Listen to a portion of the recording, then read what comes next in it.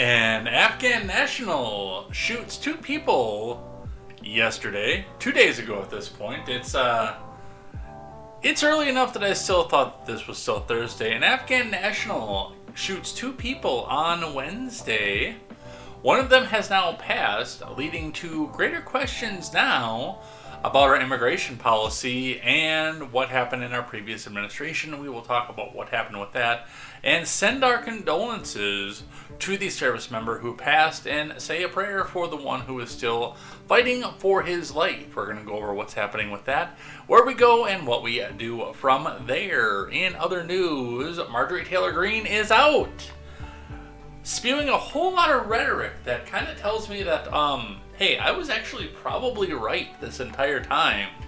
I will wait patiently for my apology from Cat Crap on that one, but we'll talk about what's actually happened with that.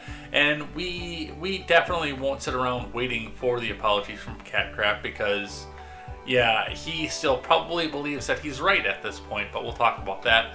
What's happening with that and what goes on with Congress after that goes. Sedition! It's the end of the world. It's over. We're going to have to start arresting these people because they're actively trying to induce treason against the government. Okay, that's not actually what's happening, but we'll talk rationally, insanely about this because, well, all of your MAGA creators refuse to do that last part. They want to talk about it, just not sanely and rationally. We'll talk about that, what's going on there. And Moscow is sitting here and sowing the seeds of discourse because apparently the Donald brokered a deal with Zelensky to try to put an end to the hostilities. And yes, this actually probably is going to mean giving up some territory in the Ukraine. We'll talk about that and a little bit of my response to this as well because, well, the same old propaganda is going around saying, hey, you know, what part of the U.S. would you give up to broker peace? To which I've got an obvious answer that a lot of the people who are asking that question, well, they're just not going to like that very much. It is going to be all of this and more over here on Contemporary. So strap yourselves in. If you are in a line somewhere, cup your matcha, latte, mocha, whatever the hell it is that you're drinking. Stay warm with the people around you. Because, well, I don't want you to be frozen out there. And if you're anywhere north of the Mason-Dixon line, it is balls cold out there. And we will see you on the other side of the title card. And please allow me to introduce myself. I'm a man of wealth and taste. I've been around for a long, long year. Still a mini-man, soul and faith. I am Jay Edgar, and this is Contemporary.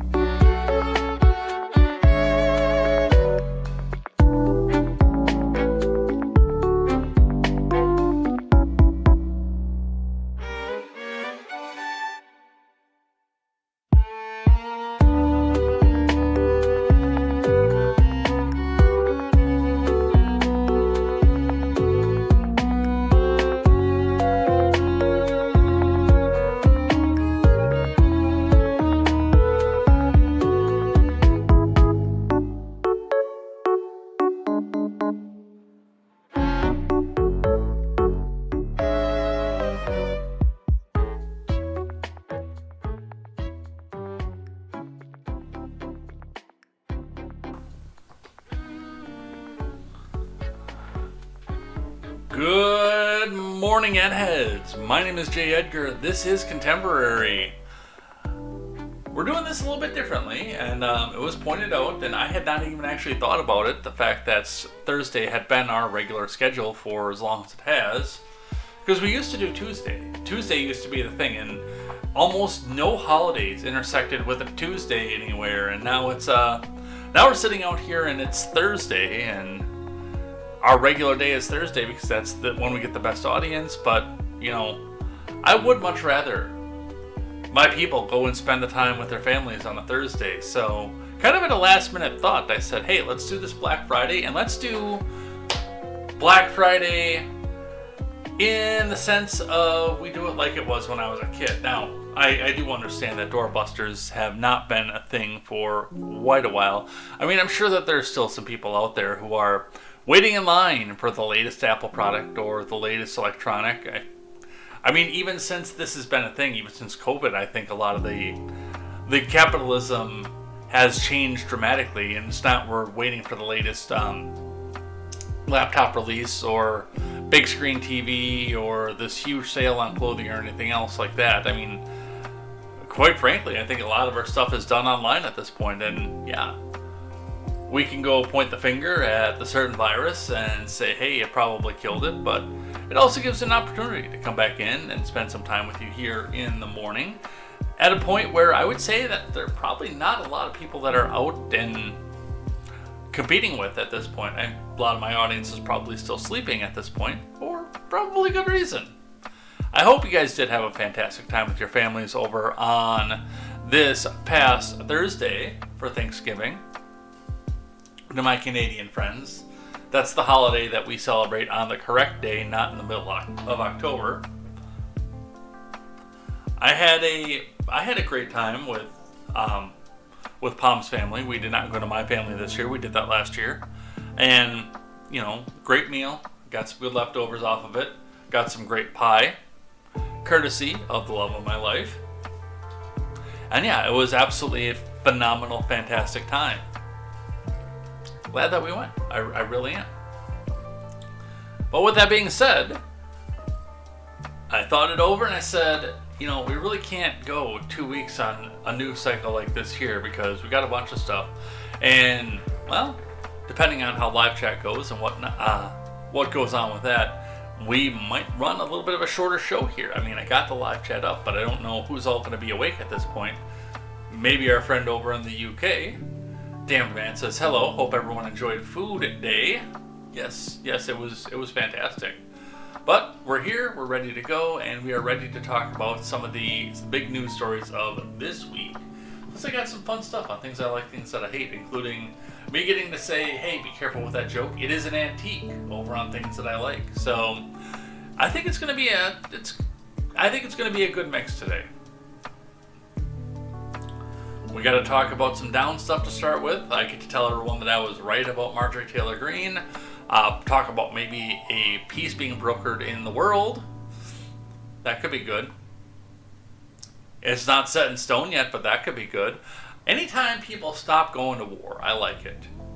The military-industrial complex and me, I've always been... My first position has been anti-government my entire life, and my second position has been anti-war. So, seeing peace break out, even if I don't really give a damn about the two countries involved, hey, it keeps our boys out of it, and yeah. But we'll talk about the Ukraine. Some more stuff that I didn't talk about in the cold open here. Looks like there might be a revocation of visas and temporary protected status for Somalians in Minnesota. That one feels a little bit targeted, I'm not going to lie. Some news out of my home state with the Slender Man stabbing. You remember that stupid crap? Yeah, so there was a development in that. 10 years later. We'll talk a bit about that, and yeah, just about the most completely useless resolution in Congress.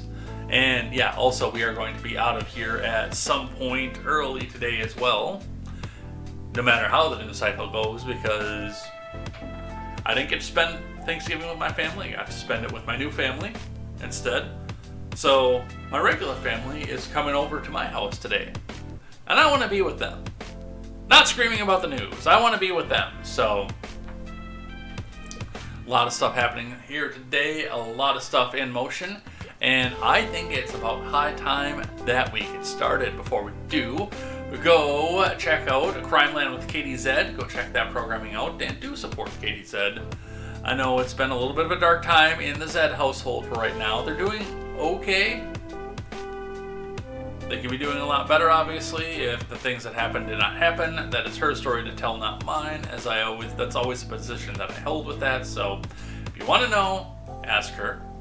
But do say a prayer for her anyway, even if you don't know what's going on. I promise it will be worth it for your time. And go check out the channel. Throw a few treats over at the dog so the dog can get fed and happy too. And I'd say let's get down into it. Damn Man says, agrees with me on this one, says, time to get the news talk out of your system. You know what the worst part of it is? And I love my mother to death, I do. But that is going to be one of the things that she wants to talk about. My mom is a bit of a news junkie herself, so she's going to want to ask me about a bunch of the stuff that she heard about on Facebook and everything else. Alright, it is time. It's time to get started. Where is my cursor? There it is. Why is my OBS on that screen? There it is. Let's get started. We're going to start today with the Dow. Now remember, the Dow was closed yesterday for the Thanksgiving holiday. I forget if they open on Black Friday or not. We'll, I guess, find out about it when we read it at CNBC. But going back to Wednesday, the Dow took another climbing day. Looks like it was a fairly positive day as it went. It jumped up, dropped out a little bit, and then just went on the rocket up again. 314.67 points higher to 427.12. That is about 1,000 points short of its record, which was at 48,431.57, which happened just a few weeks ago. We got to talk about it right on a Thursday because it happened the day before. Get the Rumble chat up here in case people want to talk about Marjorie Taylor Greene. I know. The Rumble chat is a lot freer, and I do encourage people to go back and talk the way that I think that they want to talk over there. So let's look in and see what's happening in the finance. Let's grab one from CNBC. Open her up and see what they have to say. This is a live updater. Stock futures trading disrupted after CME data center outage. That did not make the news tag, so we're going to find out about that, and hell, we might have to add a story to this one. Sean Conlon and Sarah Min are the primary authors. Stock futures were halted Friday following a cooling issue at a data center that had caused a disruption in assets traded at the Chicago Mercantile Exchange. CNBC data shows that the Dow Jones Industrial Average futures were up 52 points, or 0.1%, when trading stopped. The S&P and the Nasdaq traded 0.1% higher and 0.2% higher, respectively. Well, even with Black Friday being scaled down at this point, I think that the tech people are looking and saying, hey, we could probably make some money off of this, depending on what the sales look like and what happens there. Due to a cooling issue at Cyrus One data centers, our markets are currently halted, a spokesperson for the CME said in an emailed statement in early hours Friday. Treasuries and metals trading later resumed after CME's broker Tech, EU and US markets were open as of 6:50 a.m. Eastern Time. Trading in oil and equity futures remained impacted, among other assets. So, yeah, everything is stopped right now. That's this is kind of breaking news. This was not here when I went to bed last night.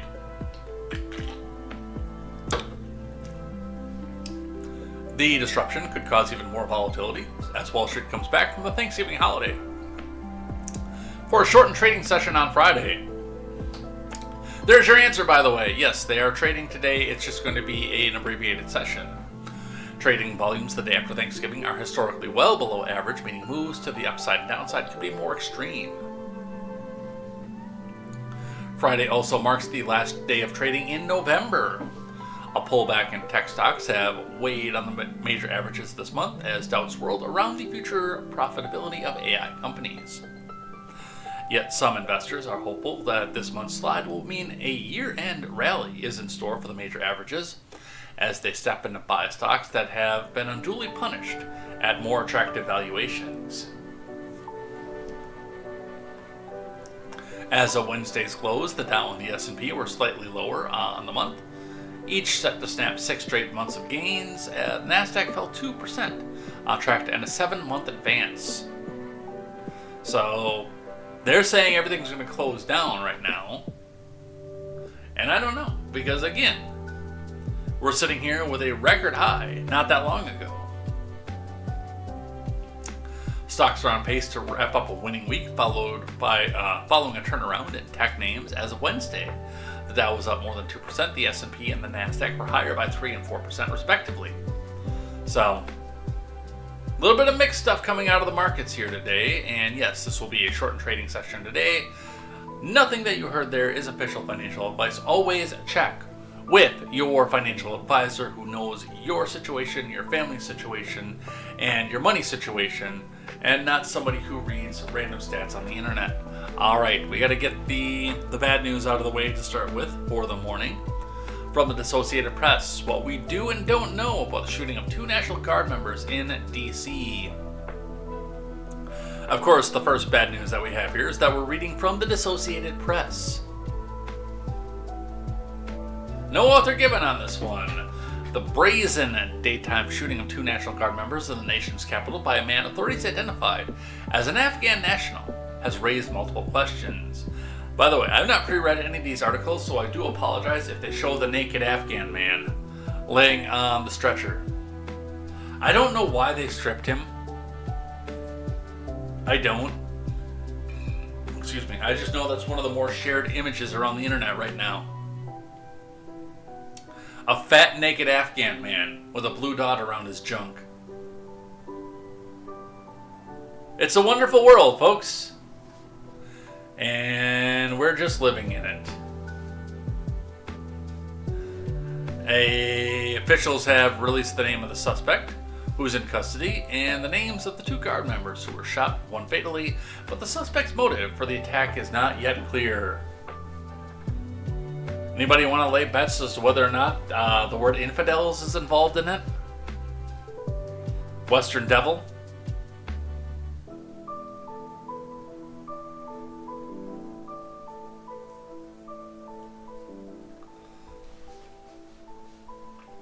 Here's what we know so far. 1 National Guard member has died. Trump announced Thursday evening that specialist Sarah Beckstrom had died from her injuries on Wednesday's shooting. Staff Sergeant Andrew Wolf, 24, remained hospitalized in critical condition. They were deployed with the West Virginia National Guard to the nation's capital as part of Trump's crime-fighting mission that involved taking over the local police department. There were nearly 2,200 Guard members from various states in D.C. for the mission.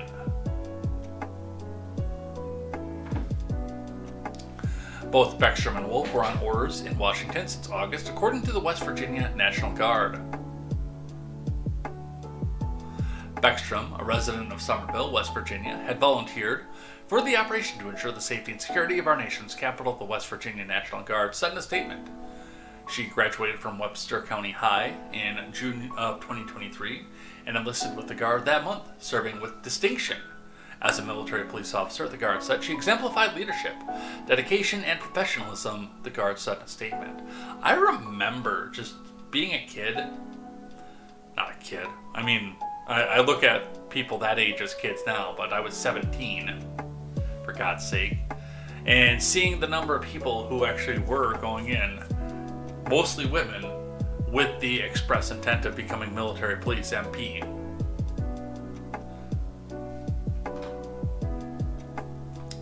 Wolf, who is from Martinsburg, West Virginia, entered service in February 2019. He had graduated from Musselman High School as part of the class of 2019, said Carla Trotman, a spokesperson for Berkeley County Schools in West Virginia. Mountain Mama. The high school's principal, Alicia Riggleman, described him as an active, engaged, and high-achieving student who embodied the Appleman spirit, contributing positively to our school community both academically and athletically. I find it a little bit disturbing that the only people who seem to have talked to the media, at least so far in this AP article, about these people are their school administrators, and that's all that they talk about is their accomplishments. Especially the staff sergeant that's 24 years old, who probably actually has a few achievements under his belt. The 20-year-old specialist, maybe not so much. But we have no family, there's no neighbors, there's no other soldiers that are talking about this person, just the school admin. Just little things that I notice as we go. Janine Pirro, the U.S. Attorney for the District of Columbia, said the suspect, Ramanula Lakanwal, drove across the country to launch an ambush-style attack with a .357 Smith & Wesson revolver. Video reviewed by investigators showed the assailant came around the corner and immediately started firing at the troops, according to Jeffrey Carroll, an executive assistant D.C. police chief. I'm a little bit surprised they took this guy into custody. Now, with that being said, I'm gonna go full out and say that on the DC, what is the word I'm looking for? It is way too early for this. As far as the DC operation, that's the word I was looking for. Operation, just like the surgery board game. I'm the doctor for you on the DC operation. I don't know what the level of armament is for the National Guard members. Typically, U.S. Armed Forces are not supposed to carry in service on U.S. soil. And I have not looked into what it is that they are doing because of the fact that they are on U.S. soil currently. But I got to imagine, if you're going to come around the corner with a .357 against people who are regularly trained on an M4, I don't typically think you're walking away from that. Now, the damned man beat you this morning, but he's on UK time, so what is it? 6 hours? Damn, man, what time is it over there? 6 hours ahead. I'd say it's about noon, 1 o'clock. Yeah, 1 o'clock, there we go. Whereas it's 5 minutes to 7 this morning.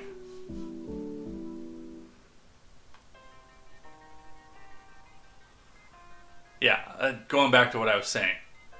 You don't walk around the corner on military members who are trained on automatic weapons and, for all purposes and intents, could be carrying one at that moment and expect to walk back away.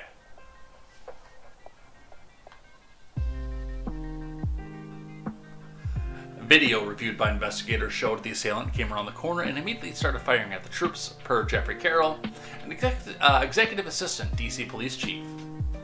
At least one Guard member exchanged gunfire with the shooter.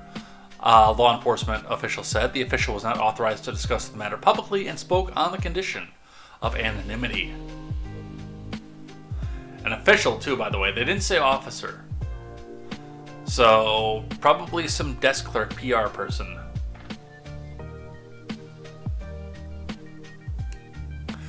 Troops ran over and held down the shooter, Carroll said, and then he was taken into custody. Authorities believe he was the only gunman. Carroll said it was not clear whether the Guard members or the law enforcement officer shot the suspect, and the investigators so far had no information on a motive. There have been rumors, I've not seen them confirmed in any mainstream media source, that we get the whole Allahu Akbar getting screamed in this one. Cannot confirm. Typically, when somebody hears the suspect is from a Middle Eastern nation, they just jump to conclusion about that, and they're only usually right about 50% of the time. Thus far, we've found.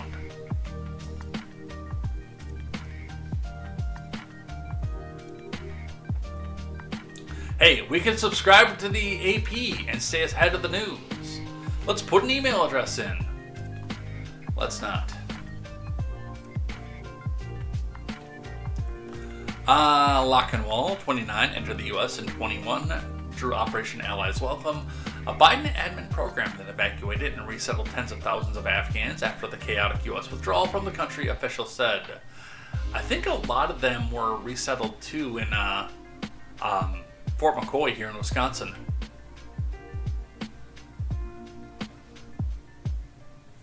I don't know if this particular gentleman was, but I know a bunch of people got stationed there right away.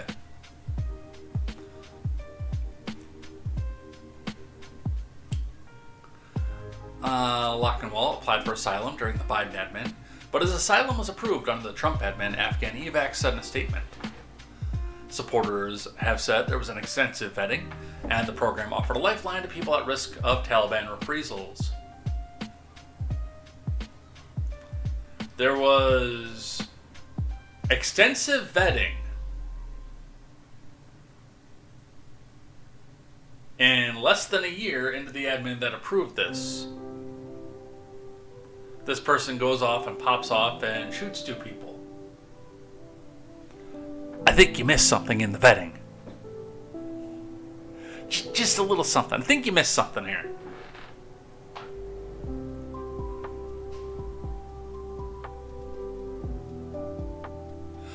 The initiative brought roughly 76,000 people to the U.S., many of whom had worked alongside U.S. troops and diplomats as interpreters and translators. The program had drawn intense criticism from Trump and other Republicans over what they have argued are gaps in the vetting process and the speed of admissions. Supporters have said the initiative has offered a lifeline to people at risk of Taliban reprisal. It's drawn intense criticism from Trump and other Republicans, yet again, that was the admin that said, yeah, you're fine. Totally fine. It's like that irritating Olivia Rodrigo song that gets stuck in my head all the time. Fuck it, it's fine.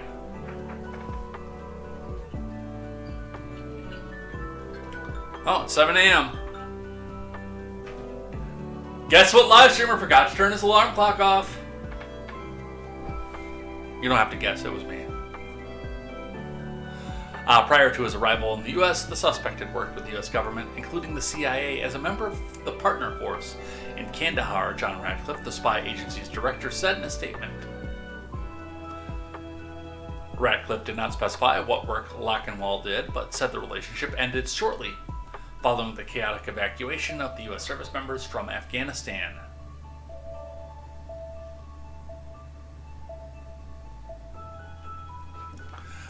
A resident of the eastern Afghan province of Khost, who identified himself as Lockenwall's cousin, said Lockenwall was originally from the province. The cousin, who spoke to the Associated Press on the condition of anonymity for fear of reprisals. But at least we can identify why this person was important. You know, actually, this was a decent anonymous source. Unlike saying, a person familiar with the matter, who spoke on condition of anonymity, which could mean anything from the director of the agency involved all the way down to the nighttime janitor. But anyway, this cousin said Lockenwall had worked in a special Afghan army unit known as Zero Units. A former official from the unit who also spoke on condition of anonymity because the sensitivity of the situation said Lockenwall was a team leader and his brother was a platoon leader. So, we know a lot of stuff going on about this here. They say that there's a bunch of stuff that we don't know. And yes, it's very sad that someone had to pass away for this one. New details after targeted National Guard shooting. NBC News, Trump says 20-year-old Sarah Beckstrom is one of the 2 National Guard soldiers shot during yesterday's attack, has passed away. The shooting is being investigated as an act of terror. Officials are not naming a motive, but believe the attack was targeted. NBC News' Melanie Zanona has the story. Melanie, take it away. Tonight, chilling new details about the shooting that left 2 National Guardsmen gravely wounded. A lone gunman opened fire without provocation, ambush style, armed with a .357 Smith & Wesson revolver. The aftermath caught on video after the lone gunman opened fire. One guardsman is struck, goes down, and then the shooter leans over and strikes the guardsman again. Another guardsman is struck several times. Officials not naming a motive, but believe the attack was targeted. It is an ongoing investigation of terrorism. Make no mistake about it. The shooter said to have traveled thousands of miles. What we know about him is that he drove his vehicle across country from the state of Washington with the intended target of coming to our nation's capital. And we now know the identities of the victims, 20-year-old Sarah Beckstrom and 24-year-old Andrew Wolf, members of the West Virginia National Guard. And late tonight, President Trump announcing Beckstrom has died, calling her a highly respected, magnificent person. She's just passed away. She's no longer with us. She's looking down at us right now. Her parents are with her. It's just happened. The suspect, Ramanola Lochinwall, is a 29-year-old Afghan national who came to the U.S. in 2021. He served in the Afghan army for 10 years, according to a relative NBC News spoke with. The CIA says he worked with a CIA-backed military unit known as Zero Units. They were trained and overseen by the CIA and operated under a veil of secrecy during the Afghan war, conducting combat operations and securing intelligence outposts. Lochinwall was brought to the U.S. under a Biden-era resettlement program, according to the Secretary of Homeland Security, but he was granted asylum this year under the Trump administration. Okay, so a couple of things have come out of this just listening to the story. Apparently there was a wild bear that was just walking down the street. That's interesting. But going back to this guy, so yeah, it does look like this was somebody who was trained to come back out and possibly do some sort of close range or hand-to-hand stuff. And yeah, like I said earlier, when they vetted this guy, I think they missed something. Briefly from the USA Today, Sarah Beckstrom dies after DC shooting. Let's look just a bit at this one. One of the two National Guard members shot in what authorities described as a targeted ambush near the White House has died, Trump announced on Thursday. Sarah Beckstrom of West Virginia, one of the guardsmen that we're talking about, highly respected, young, magnificent person, the greatest person, started service in June of 2023, outstanding in every way. She has just passed away, Trump said in a Thanksgiving call to service members from Palm Beach on Florida. She's just passed away. She's no longer with us. She's looking down at us right now. Her parents are with her. Did her parents pass before she did? Was she orphaned? I don't know why her parents being with her was an important part of that story, but apparently it was.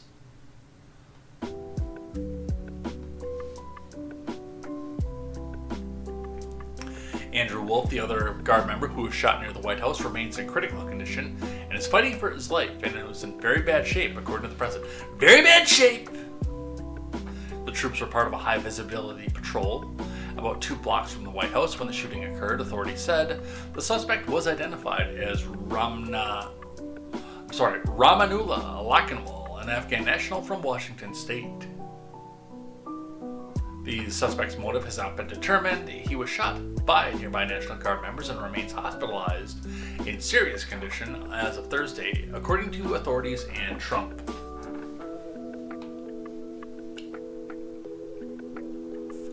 So, sad day as far as the guard member, who is no longer with us.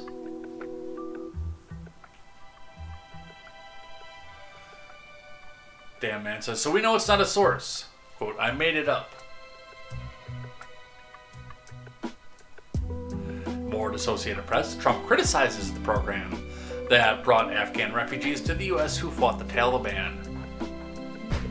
Again, your admin said, yeah, fuck it, it's fine.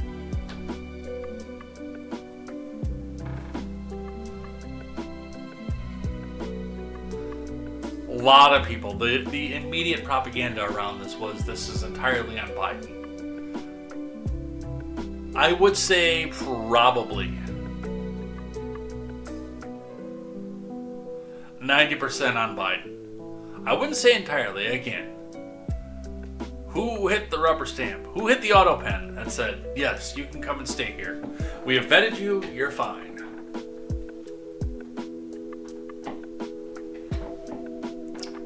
The man accused of shooting 2 National Guard members in Washington is one of about 76,000 Afghans brought to the U.S. after the chaotic withdrawal of the U.S. from their country as the Taliban took over.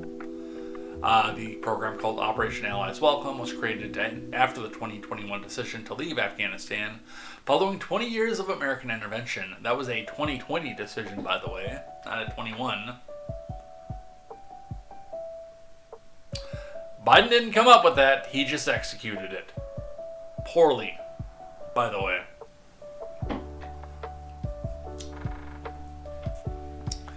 Biden, who oversaw the withdrawal started by his predecessor, said the U.S. owed it to the interpreters and translators, the fighters and drivers, and others who opposed the Taliban to give them a safe place outside of Afghanistan, partially because the way that you left the region completely destabilized it again. Excuse me. I love these people coming up here trying to come out and say, oh, well, it's so bad, we just need to bring in these refugees right away because the Taliban's just going to take over again. Well, a big part of the reason is that that's because that's the way that you left. It means that of course they're going to take over in that culture because you broke your promise. The Taliban gained broad support in the region based on the fact that the Afghan people were promised that everybody was going to be out around May of 2021. They had the date set in stone, they had all the operations, they had all of the guardsmen and the military ready to go. All the Marines were ready to come back out and be the last ones out. Get all the equipment out, burn the equipment that they couldn't get out. I mean, the plan was in place. And then, I'm gonna move our date out to September 11th, cause I want it to be on September 11th, man.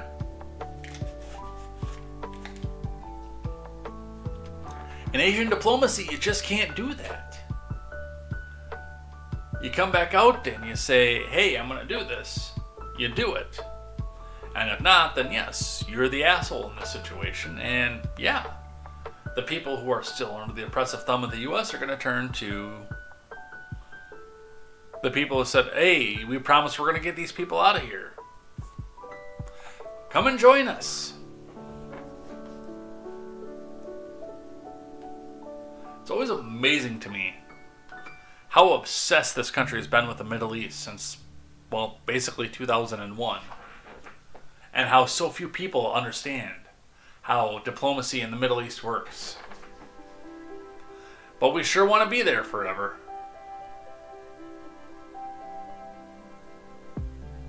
That is victims identified, but we already know that. We'll skip that one. And, well, that moves us on to the next one. Hey, we could ask Grok to explain this post. But we'll, I think, let the plant do it instead. So, moving on. We're not going to do the whole 10 and a half minutes of this. Mostly because I can't listen to her voice that long. Marjorie Taylor Greene has retired. Not going to seek re-election. I believe she is going to serve out her term.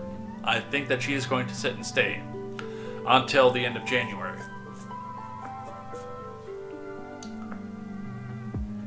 But she's not going to come back out and say, well, I'm going to come in and try and get into that there Congress again. Let's just listen to her message. My message to Georgia's 14th District and America. Marjorie Taylor Greene, everyone. Hi, everyone. I've always represented the common American man and woman as a member of the House of Representatives, which is why I've always been despised in Washington, D.C., and just never fit in. Americans are used by the political-industrial complex of both political parties, election cycle after election cycle, in order to elect whichever side can convince Americans to hate the other side more. And the results are always the same. No matter which way the political pendulum swings, Republican or Democrat, nothing ever gets better for the common American man or woman. The debt goes higher, Corporate and global interests remain Washington's sweethearts. American jobs continue to be replaced, whether it's by illegal labor or legal labor by visas or just shipped overseas. Small businesses continue to be swallowed by big corporations. Americans' hard-earned tax dollars always fund foreign wars, foreign aid, and foreign interest, and the spending power of the dollar continues to decline. The average American family can no longer survive on a single breadwinner's income, as both parents have to work in order to simply survive. And today, many in my children's generation feel hopeless for their future and don't think they will ever realize the American dream. And that breaks my heart. I ran for Congress in 2020 and have fought every single day believing that Make America Great Again meant America first. I have one of the most conservative voting records in Congress, defending the First Amendment, Second Amendment, unborn babies because I believe God creates life at conception, and I love to fight for the little guy. Strong, safe borders, I have fought hard for that. I've fought against COVID tyrannical insanity and mandated mass vaccinations, and I've never voted to fund foreign wars with your hard-earned tax dollars.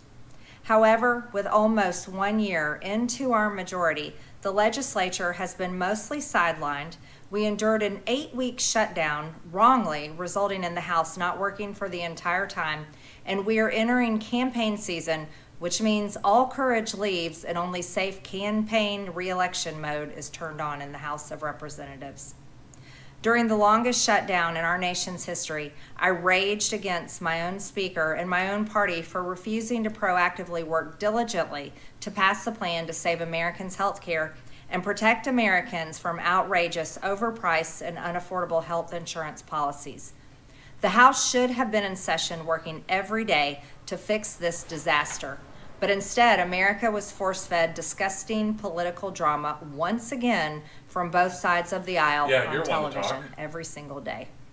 My bills, which reflect many of President Trump's executive orders, like calling for a new census counting Americans only to draw new districts, making English the official language of the U.S., making it a felony to medically trans a minor, and other bills like eliminating capital gains taxes on the sale of your primary home and eliminating H-1B visas. Just sit. They all sit collecting dust.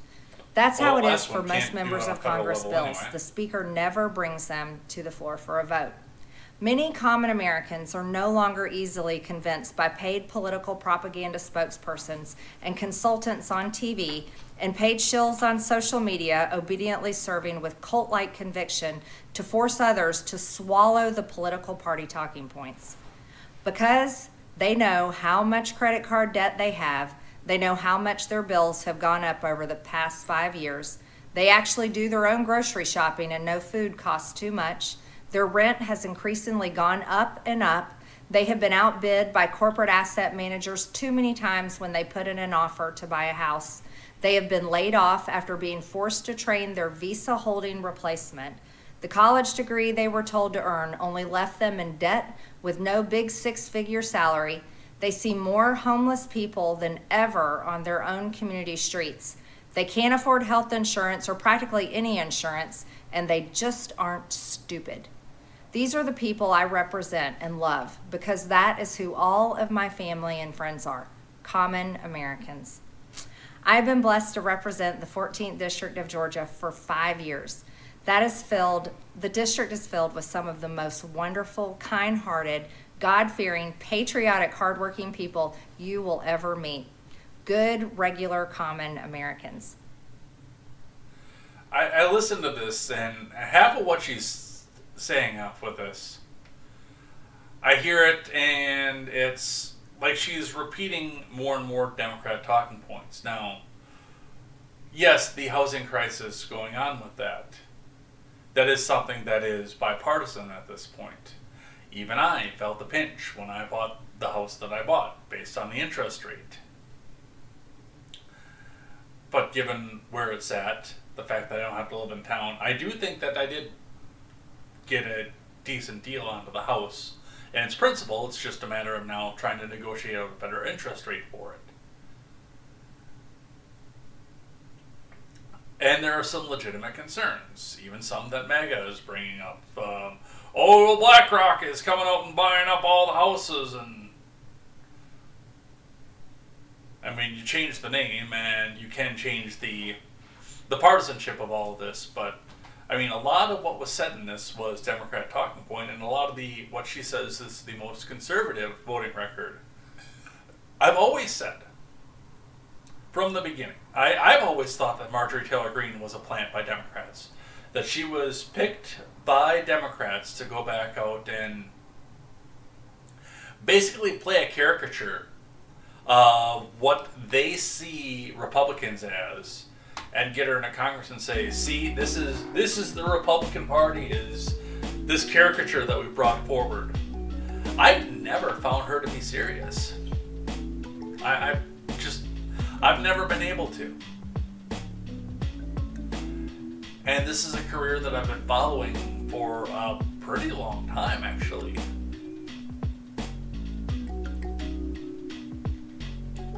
We talked about her from basically the moment that she introduced articles of impeachment against Biden. Elaine and I talked about that extensively. Because, and again, that's where I started to say, hey, this is a plant. He's not been in office yet, and she's up here, and first thing out of the door, out of the gate, well, we're going to do articles of impeachment against Joe Biden just because of the fact that he got elected. Yeah, that's not a conservative position. That's a parody. It's a caricature of the Republican position. And then, after all this, then we hear about stuff that, usually you would hear about in excess and extensively during a campaign season. Oh, well, she was campaigning. Well, I'm not going to do that in a Southern accent because, well, this is going to be the elite, prestigious New York people who are coming out and saying this, and the elite, prestigious California people. Oh my goodness, while she was on the campaign trail, she shot up a picture of the squad with an AR-15. She's so dangerous to our republic. Why didn't we hear about this when she was on the campaign trail, unless you had a reason that you wanted her in the office? To be the boogeyman, to be the caricature of the Republican Party.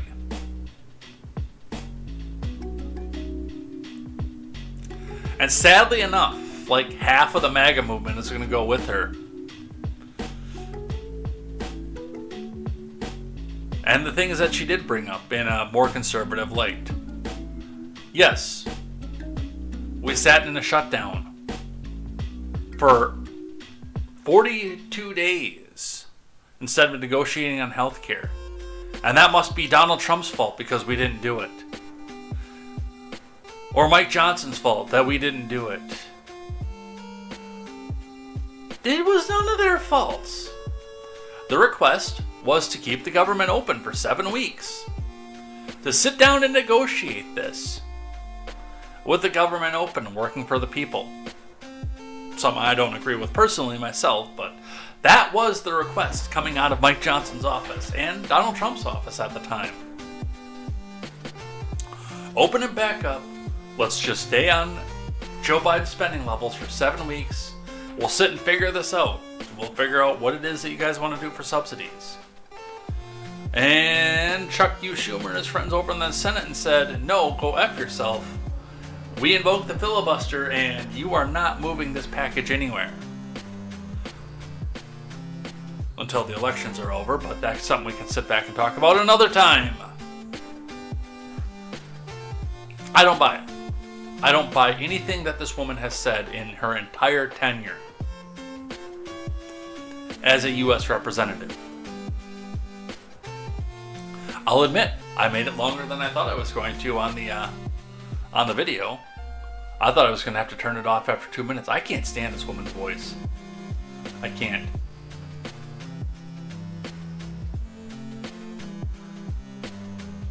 Damn Man says, so this is what they mean by saying nothing and talking a lot.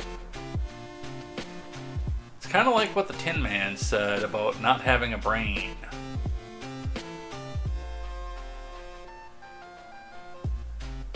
Well, how can you talk if you, how did she put that? I can see the scene.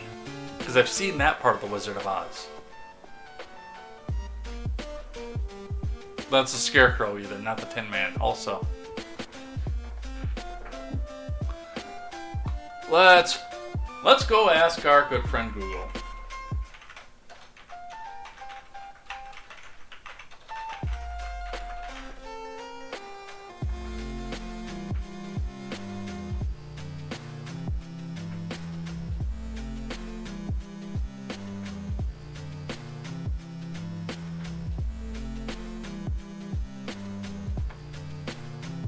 There it is. I'll take it right from Goodreads because we'll take it out of the book instead. I haven't got a brain, only straw. Well, how can you talk if you haven't got a brain? I don't know, but some people without brains do an awful lot of talking, don't they?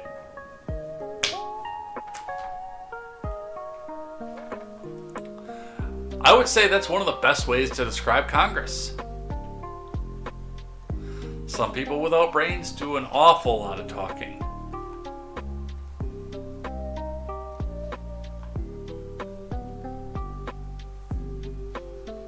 All they needed to do was have a handful of Dems vote for it.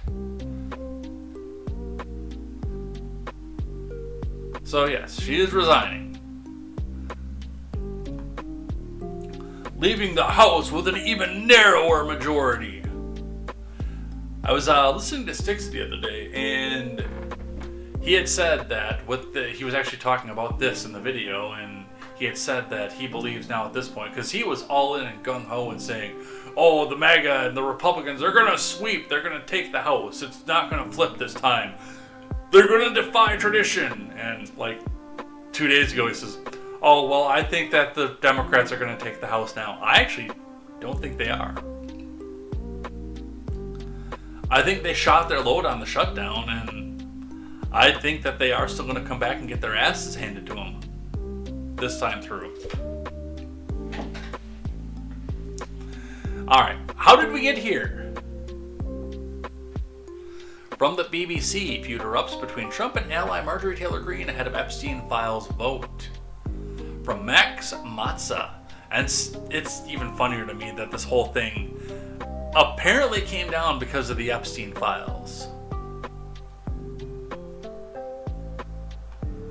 Disagreements between Trump and Republican Congresswoman Marjorie Taylor Greene have ballooned into a public feud, signaling a breakdown in relations between the US president and one of his fiercest defenders. On Friday, called Greene wacky in social media posts. Hey, there's something I can agree with Trump on. That doesn't happen too often. And said she should be unseated in next year's elections. On Saturday, he called her a traitor.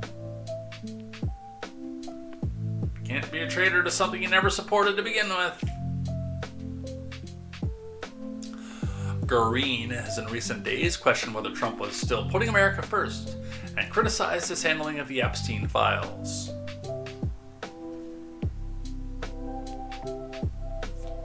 The feud comes as the House is set to consider whether to release the files to the public, with Speaker Johnson saying he would put a bill to a vote this coming week.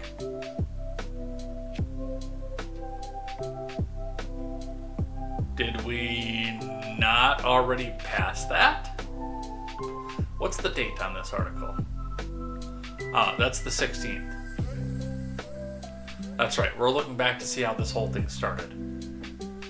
So, yes, at the time of this article being written, no, they had not passed that yet.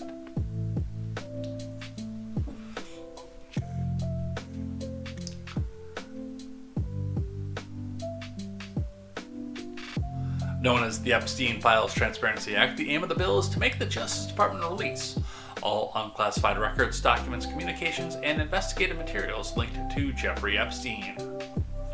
Which, by the way, you're not going to get the full thing of that either. It's going to be heavily redacted, and it's only going to come out the stuff that's harmful to Republicans.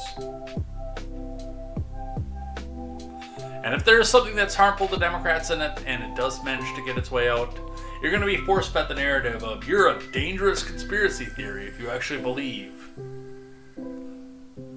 that Chuck Schumer is implicated in this. U.S. outlet Politico reported the vote could come as soon as Tuesday, which it did, by the way. Back to the Donald. All I see is wacky Marjorie. Complain, complain, complain. Trump posted on Friday night claiming that she turned on him after he suggested that she shouldn't run for governor or senator in her home state of Georgia.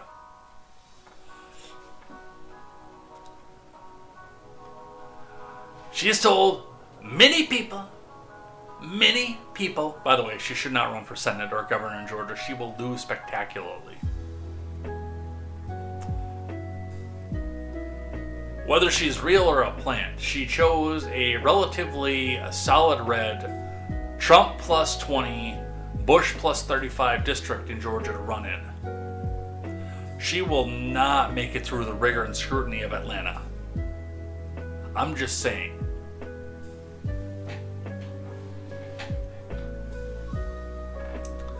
In a relatively red state,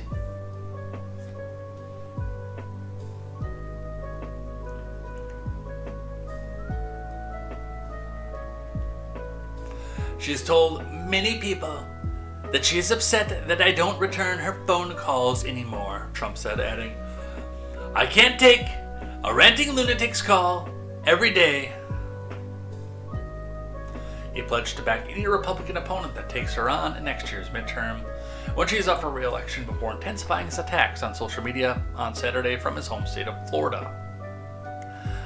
Marjorie Traitor Greene is a disgrace to our great Republican Party, he wrote. The comments following a few days of criticism from Greene, who said that Trump is not doing enough to bring down costs for voters. Another Democrat talking point. She also denounced his recent decisions in foreign conflicts and on tariff policies. But she's been most critical of his approach to handling the Epstein files. The turnaround is remarkable for a lawmaker who stood by Trump during multiple scandals, most notably the Capitol Selfie Fest in 2021, when Trump supporters were let into the U.S. legislature and took a bunch of selfies in an attempt to make it look like they were trying to block the election defeat. I'd edit that one for you, the BBC. Because I'm not going to get sued like you did for making a defamatory statement. The U.S. president also vigorously defended Greene when she was accused of promoting anti-Semitic conspiracy theories. And that's the caricature part of it.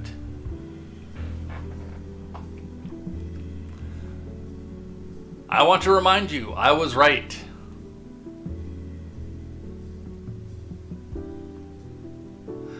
CBS News will go briefly on this one. What happens next after Marjorie Taylor Greene's sudden resignation? Voters in her district weigh in. I believe I videoed that as well. No, I do not. What I did. From Alexa Liaco. A day after Greene stunned Washington by announcing she will resign from Congress in January, voters in her deep red Northwest district are already looking ahead and asking what comes next. What comes next is you get bent over by somebody else who is self-serving, doesn't care about you, and just wants to be in D.C. making bad policy. Just like last time, and just like we're going to continue to have. Probably not till the end of time.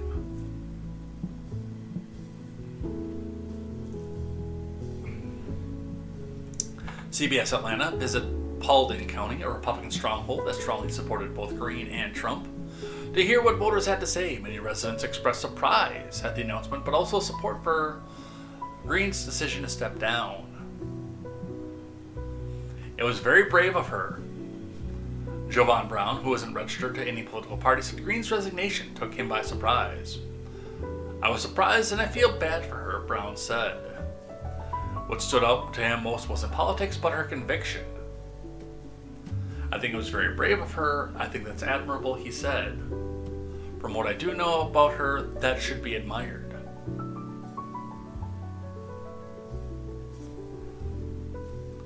Greene's departure sets off a months-long election process.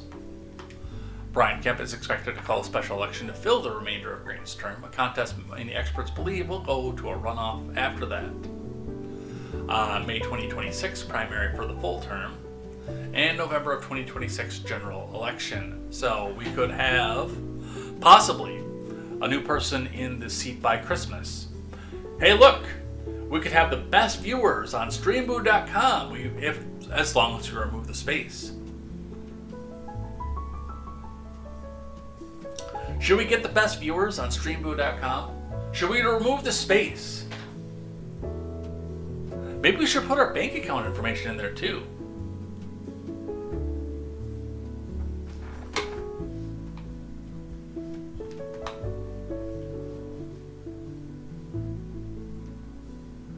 You can sit and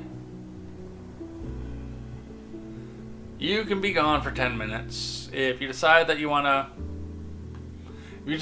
talk and be normal and not butt up, you can come back. You're always welcome. But if you're just going to throw out links like that and tell us to remove the space, then yeah, you can sit in timeout for a little bit. Timeout.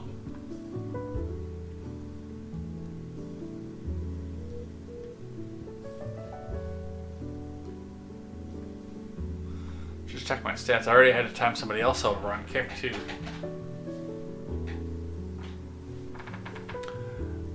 Oddly enough, I did not kick the person on Kick.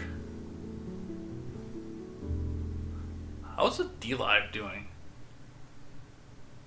What do we have in the chest? I don't know what we have in the chest. I know that it fills faster based on the fact that we have Restream Bot and it takes chats from every single source.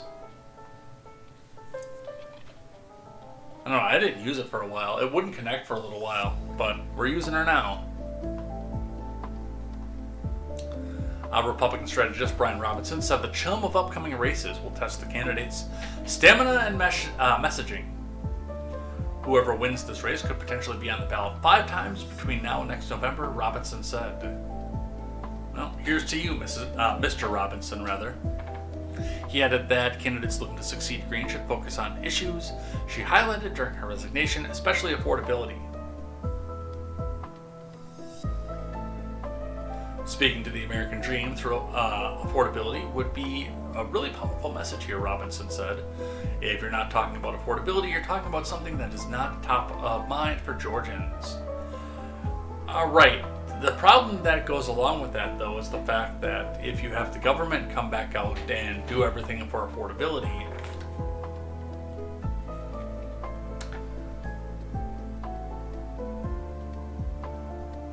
typically when the government tries to get involved in making things more affordable, they make things less affordable. They have the opposite effect.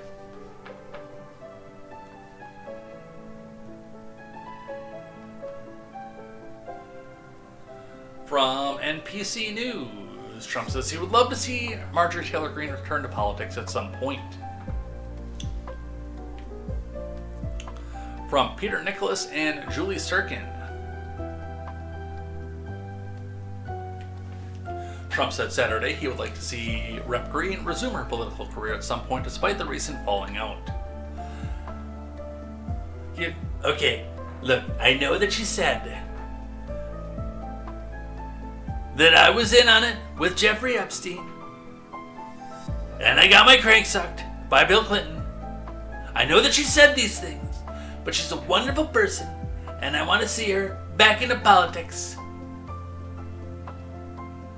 Whatever it is that she does, back into politics. She really is the best. There are none better.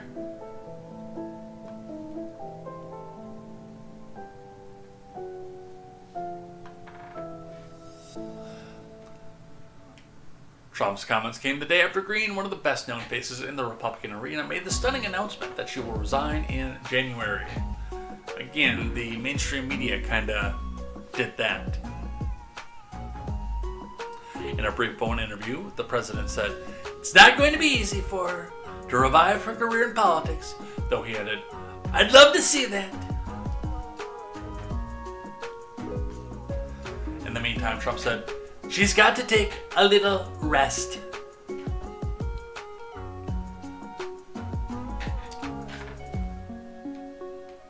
It's kind of a Chad move if you think about it.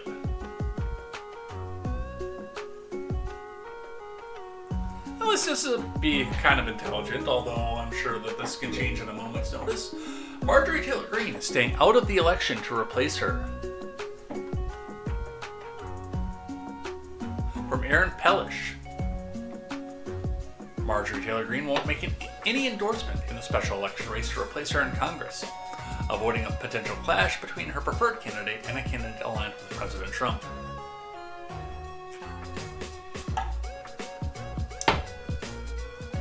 Greene said in a social media post Monday she'll remain neutral in the special election in Georgia's 14th after she steps away from Congress in January. Looking ahead towards a special election for my congressional seat, I will not be endorsing anyone out of respect to my district. I truly support the wonderful people of Georgia 14 and want them to pick their representative, she wrote on X. So anyone claiming they have my endorsement would not be telling the truth. Her neutrality paves the way for Trump's allies to elevate a candidate of their choosing in a heavily Republican district that Greene won in 24 by 28 points. Yeah, there is no way. You know, people sit here and talk about a glass of water with a D on it can get elected in AOC's district. Well, that's kind of the way it is in Georgia 14. A glass of Coke with an R on it can get elected to that district. The people there are not going to care who they're voting for. They're just going to see the R. And a handful of few zealots who are probably going to be aligned with Trump are going to be the ones who make that decision for everybody else. But the vast majority of that district is going to look at that and say, well, we got to keep them progressives up out of our system here, so let's just vote for the Republican.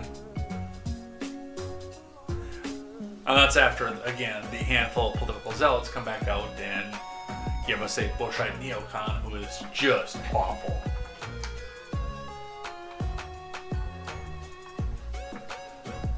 It's funny how that works.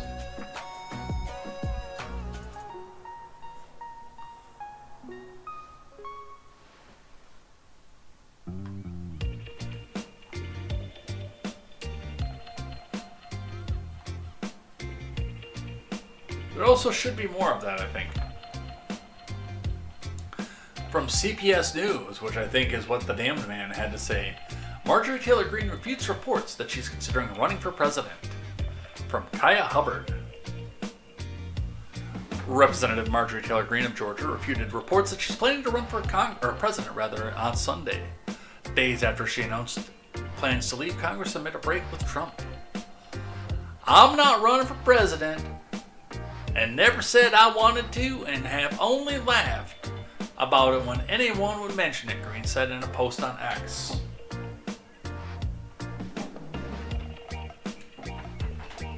I know it's actually unlikely and probably never going to happen. I kind of want to see a race between Greene and AOC for the presidency. It's not going to happen, especially not this time, because the Democrats already have Slotkin picked out and they're starting to experiment with her a little bit. I've noticed. I know and I didn't have anything on the stack for today, but just in paying a bit of attention to what's been going around, especially with the sedition. They're testing the waters for Slotkin. Slotkin is going to be the nominee for president from the Democrats. Unless she fails and crashes and burns miserably like Kamala Harris did when she ran for president the first time and had to drop out because she was underwater in her own state, in her own district. Well, she was a senator at the time. The whole state was her district, but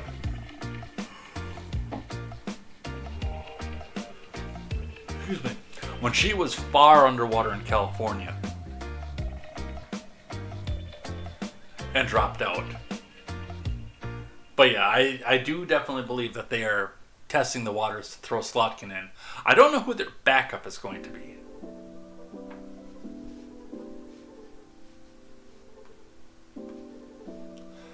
apparently there's never going to be a President Marjorie Taylor Greene. Thank God.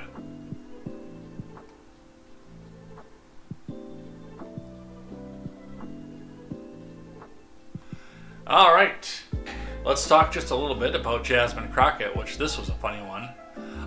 Jasmine Crockett claimed Trump official received money from Jeffrey Epstein. The problem was, it was a different Jeffrey Epstein. Let's listen. They all want the Emirates NBA Cup.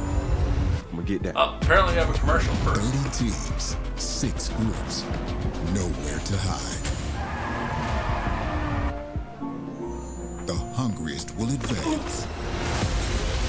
The rest will be left behind. Now this is high stakes. One Democrat who's been on defense over Jeffrey Epstein is Stacey Plaskett. She represents the Virgin Islands.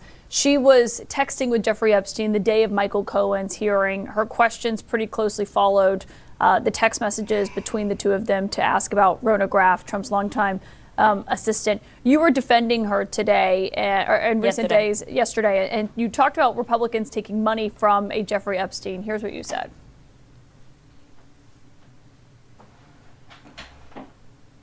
Who also took money from somebody named Jeffrey Epstein, as I had my team dig in very quickly.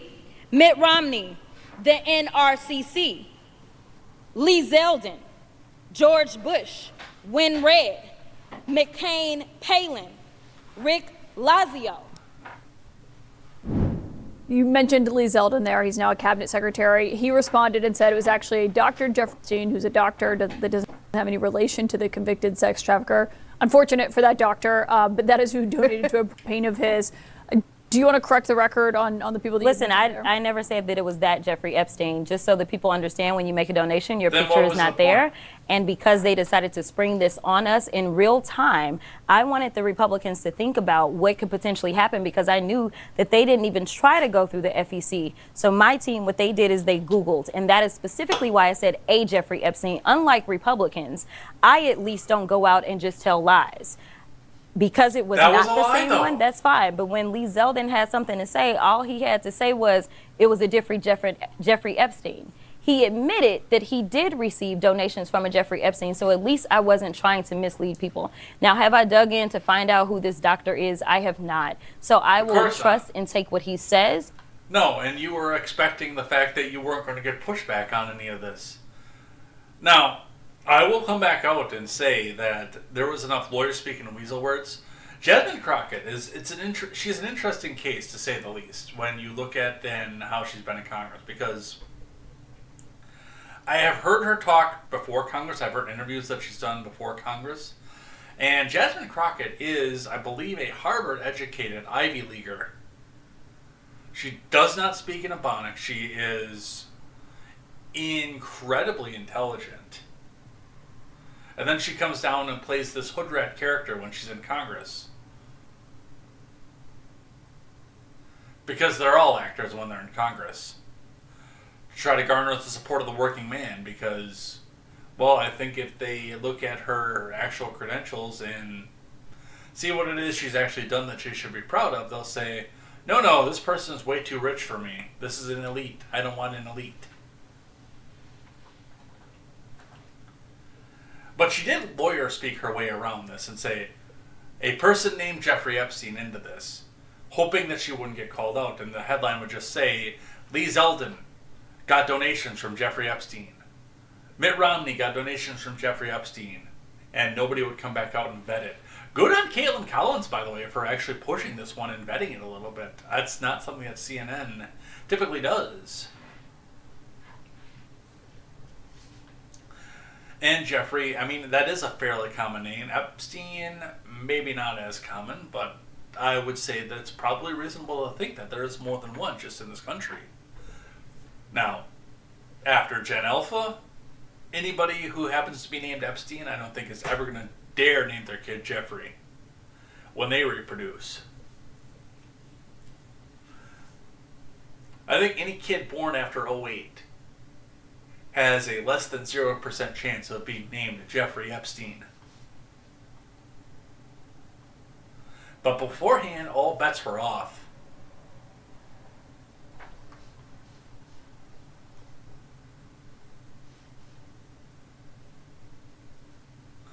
That's kind of funny to sit there and listen to, though, and hear, hey, yeah, this is why I'm totally right, even though I got called out and I was wrong. This is an op-ed from Robbie Suave, an opinion contributor.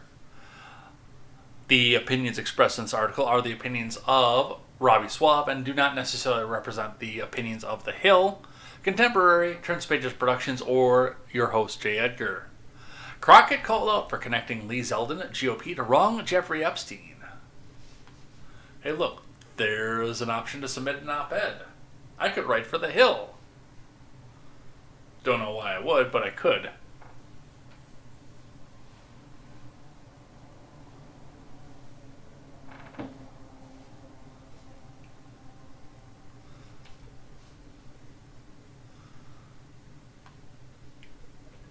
Oopsies, Rep. Jasmine Crockett might not be ready for prime time.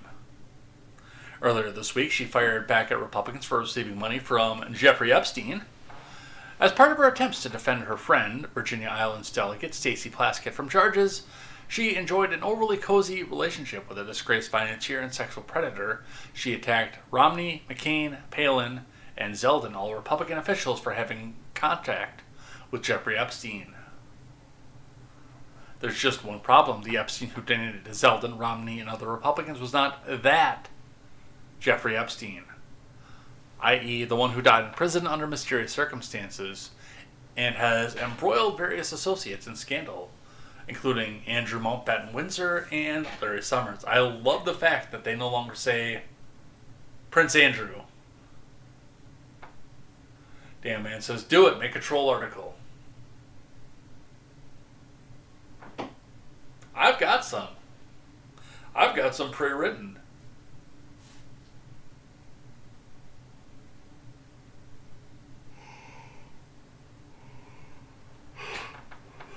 Excuse me. The Epstein, whose political donations to Crockett is highlighting as an entirely different person. Notice she prefaced her remarks by describing the individual in question as someone named Jeffrey Epstein. That part is true. Dr. Epstein did give money to the New York Republican gubernatorial candidate, Lee Zeldin, but that's not the same Jeffrey Epstein, and we know this because Zeldin ran for governor in 22. 3 years after the death of the other Jeffrey Epstein, the pedo.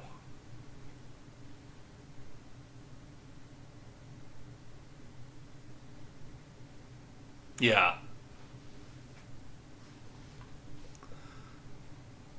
Crockett's lame insinuations about Zeldin and other Republicans are false. Absolutely false.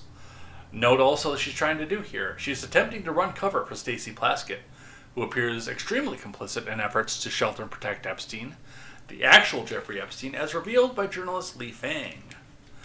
That is not related to Fang Fang.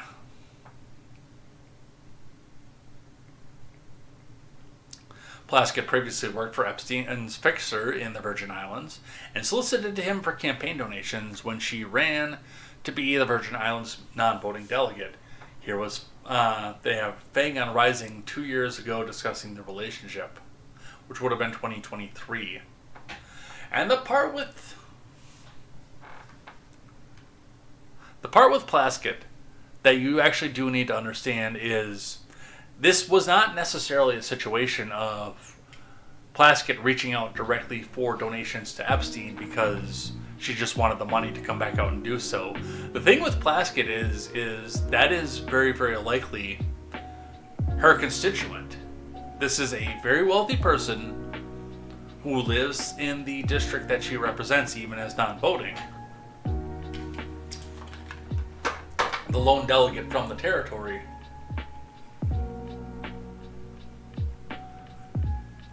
And it would make sense for her to go back out or reach out to him for donation, but not to be getting text messages from him trying to say, hey, this is how you destroy your political enemy. Whatever you think that his relationship with Trump was.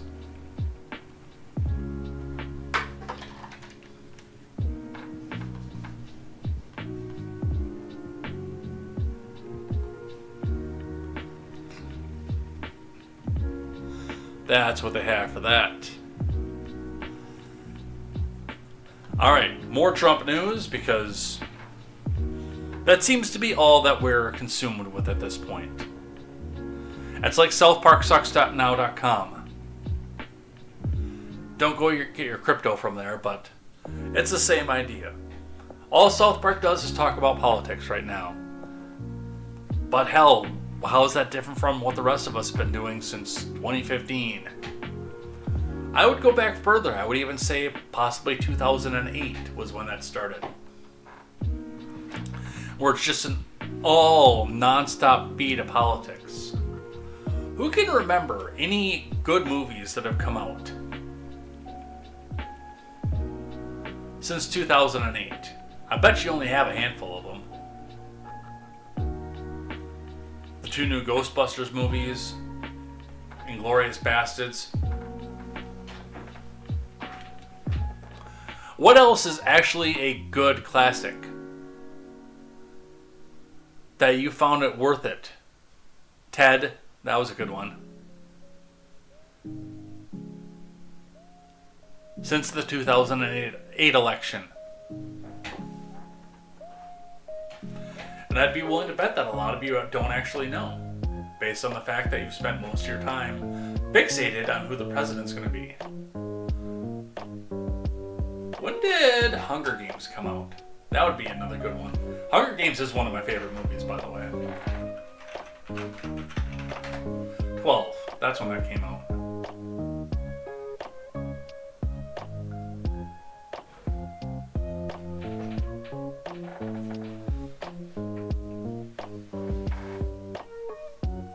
So that would be a good one. But there aren't a lot. There are not a lot of movies that stick out in your mind from that time period. Mostly based on the fact of we've been sped a just completely non-stop fire hose blast of politics since, I would say, the last 2 years of the Bush admin. The last Bush admin. It's just been non-stop.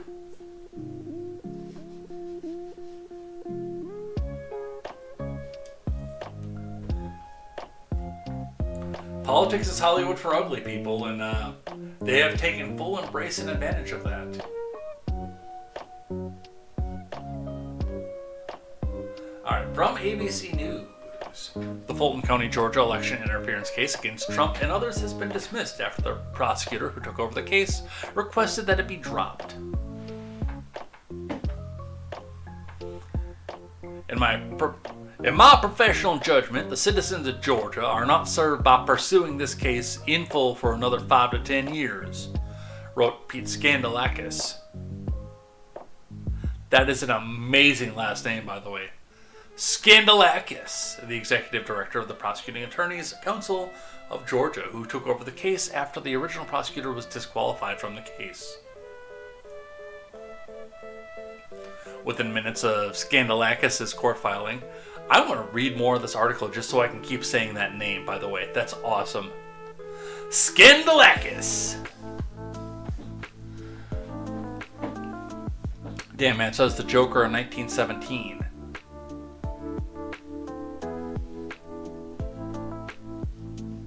Within minutes of Skandalakis' court filing, the judge overseeing the case granted the request and dismissed the case.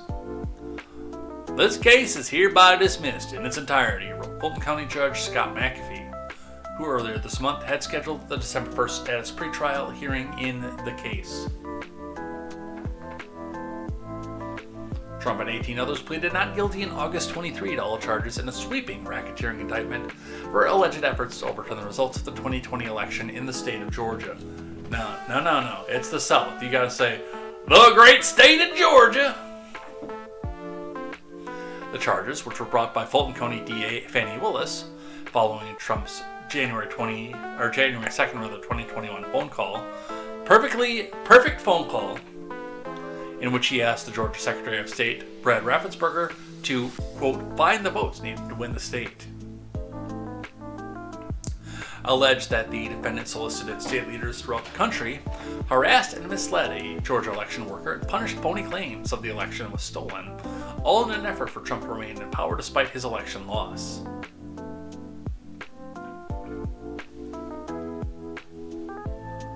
So, that one is done. It's gone. It's out. And I don't believe he can be tried for that ever again. So if Democrats get a bug up their butt, which I think that they're not going to. I think that once he's out of office and can't run again, they're going to try to forget that he ever existed.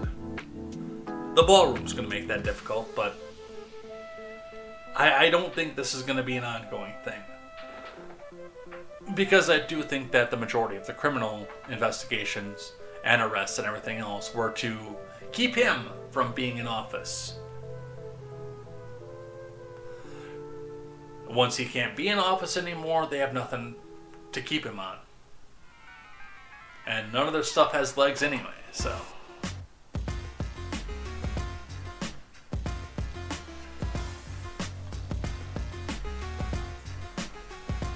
Alright, we'll skip that one. We know that one.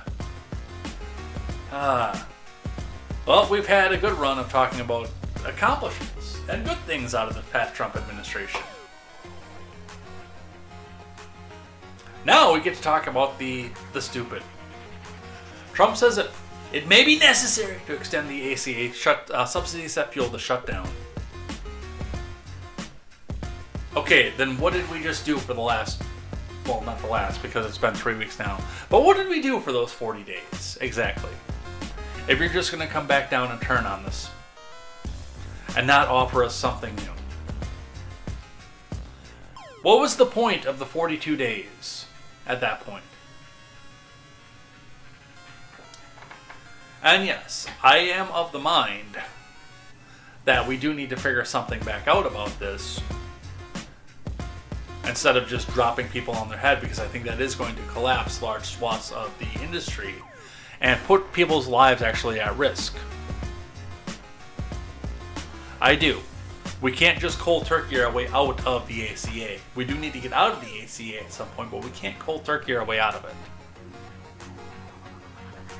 But with everybody doubling, tripling, and quadrupling down on all of this, again, what was the point of of those 40 days, 42 days?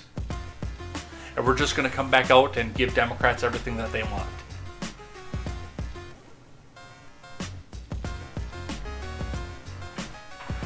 From Alexandra Hutzler and Hannah DeMissy.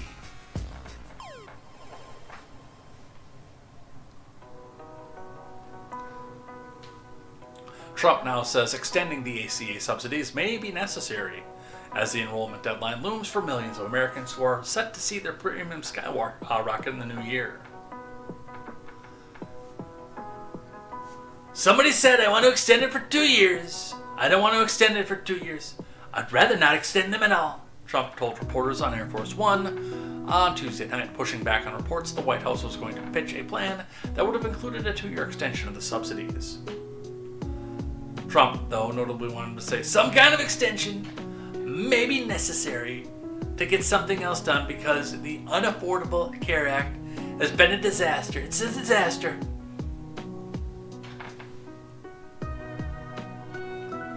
I'm telling you right off the bat, I can agree with him on that. It is a disaster, such a catastrophe, that you can see so much of my ass you asked for me.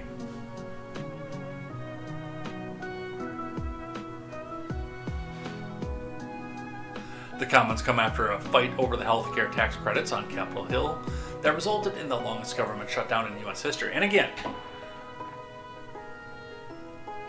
I tend to agree that we need to not cold turkey our way out of this. I do.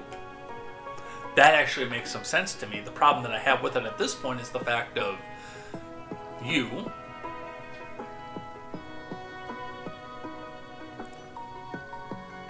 were willing to let Democrats sit there and flounder in themselves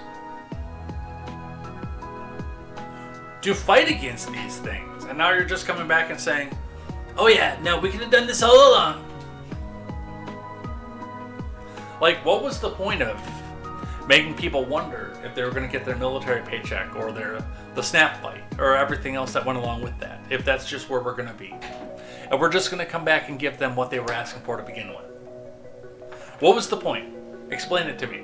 Explain it to me like I'm 5. Yes, you got some visibility on the fact that this stuff is actually unaffordable. Yes, you did. I will grant you that. But you could have done that in 2 weeks, not 42 days.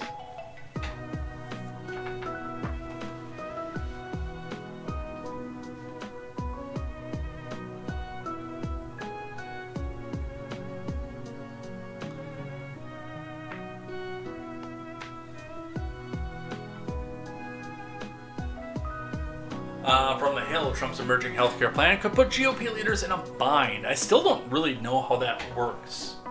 And I've had a bunch of people I've watched on the news try to explain it to me. But I don't really know how.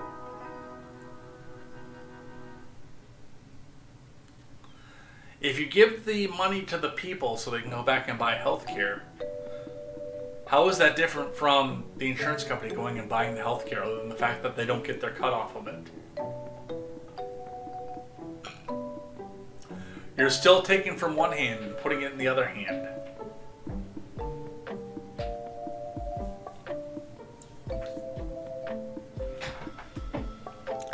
This is from Mike Lillis.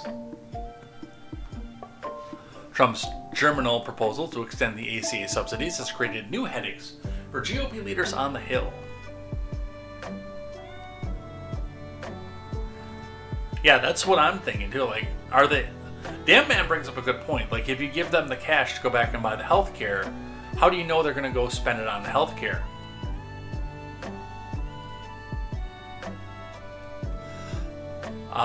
Since 2010, when the ACA was enacted by former President Obama, Republicans have hammered the law as government takeover of the nation's healthcare system, which it is the furthest thing from, by the way. I mean, it's not the furthest thing, because the furthest thing would actually be going back to having a free market healthcare system, but it's the second furthest thing from the government takeover. The government just takes over the distribution of the money.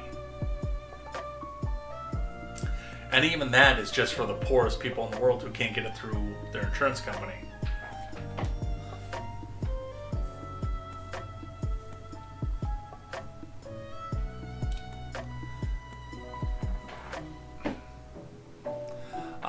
That have eroded patients' liberties and undermined the quality of care while increasing costs for individuals and exploding deficit spending.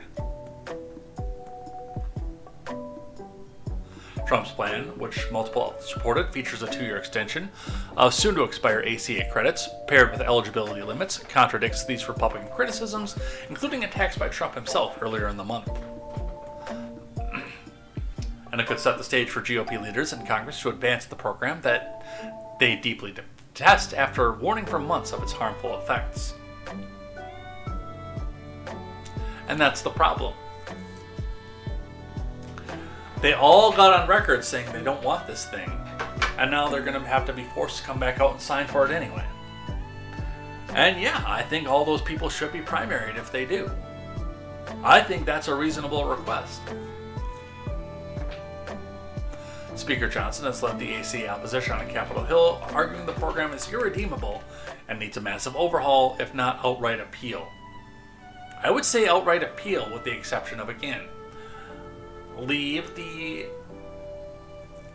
And I get that this is the expensive part, but leave the provision for pre-existing conditions in it.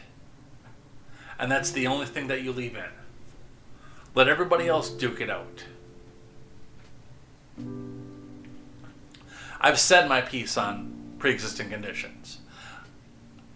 As much as, again, I know that that's a big part of the reason that drives the cost up.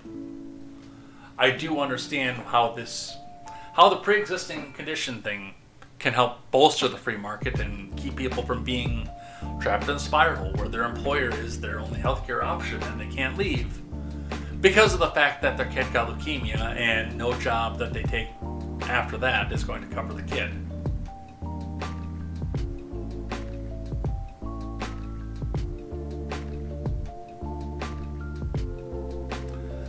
Those subsidies expire on January 1st, however, threatening to spike health care for roughly 22 million Americans who currently benefit from them. And again, why do we have so many people on the ACA? How did we get to this point?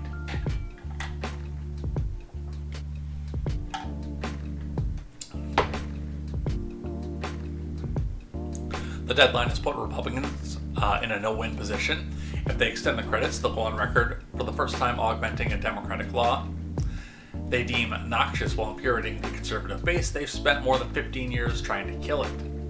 If they don't, out-of-pocket healthcare costs for millions of people will skyrocket heading into next year's midterms when Republicans are already at risk of losing control of the House. The tensions are strong enough the White House, faced with a conservative outcry, repeatedly scrapped the plans to unveil the subsidy extension on Monday.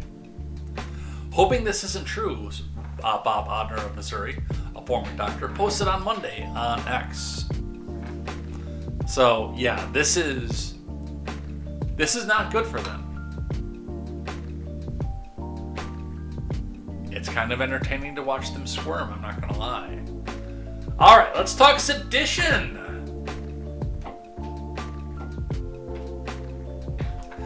Accusations of sedition spark uproar after video on refusing illegal orders.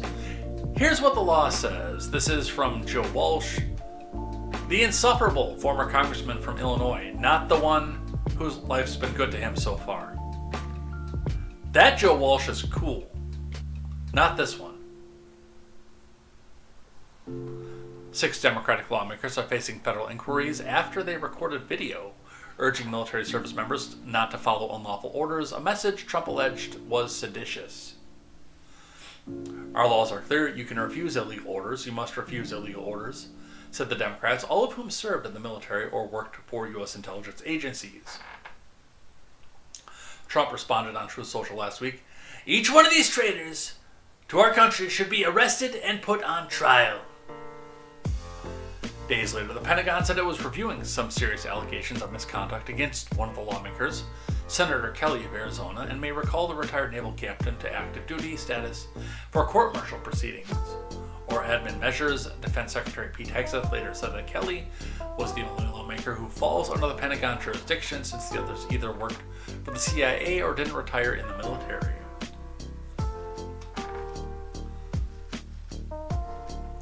The other 5 said Tuesday the FBI had notified them of an inquiry.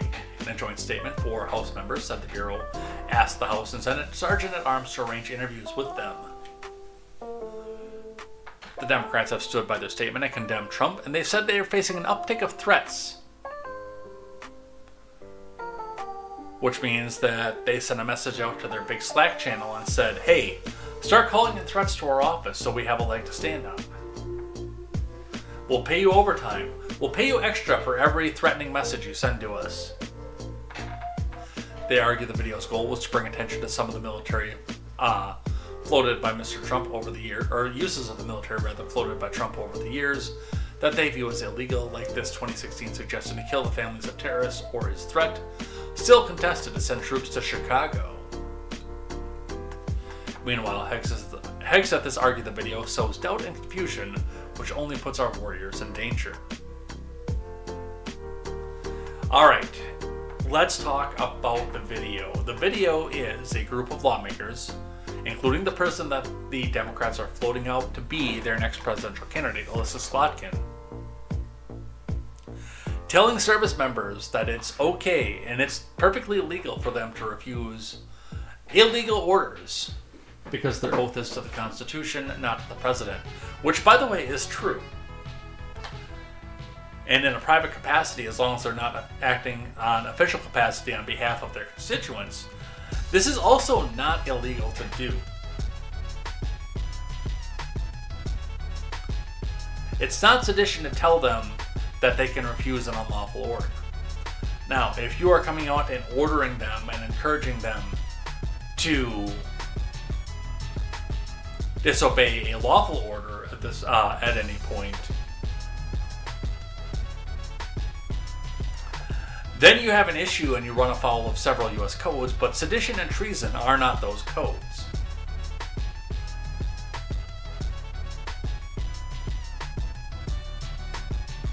if we were out in another country,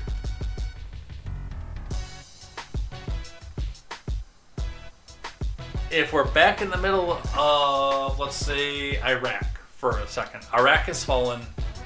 We're out here trying to nation build to free Iraq again. And the senators and representatives are giving an order to the people to say, deny the unlawful order, say that you're not going to do it, in spite of the fact that it's going to lead to the takeover of the base that you're all on, because you've abandoned your post, because you think it's an illegal order. And then the Taliban, who is now operating out of Iraq at this point in our little thought experiment, comes in and takes over the base. That is sedition. That is treason. That's punishable by death. Freedom of speech. To tell people that they don't have to follow an unlawful order is not sedition. Yes, telling them to defy the president and trying to advise them that an order that is actually lawful is unlawful. Those are violations of law, but not sedition. So let's put the drama down. Let's turn the volume down a little bit here. Yeah, the funny thing is they didn't say what orders were illegal. Yes, there was the implication that following the orders to go and, quote, invade, which means to go defend ICE agents in Chicago or in DC or Washington, are the orders they're talking about. But they did not specify those orders. And they're all lawyers, so they know how to get away with this crap. And yeah, it does sow doubt and confusion. Hexeth is right on it. It does put our warriors in danger.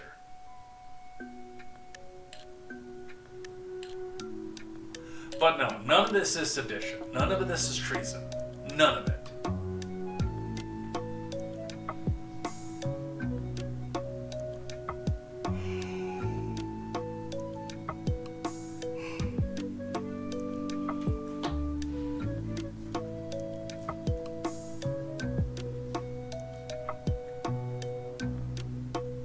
Alright, what else do we have?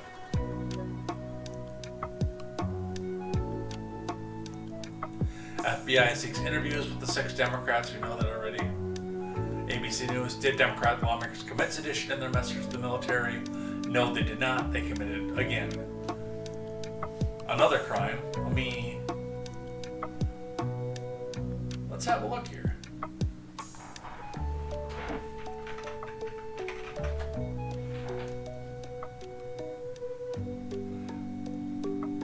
That useful tool, Tim Pool, actually cited the U.S. Code.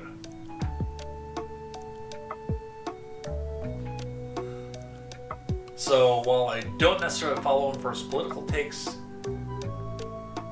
he does have a reference here.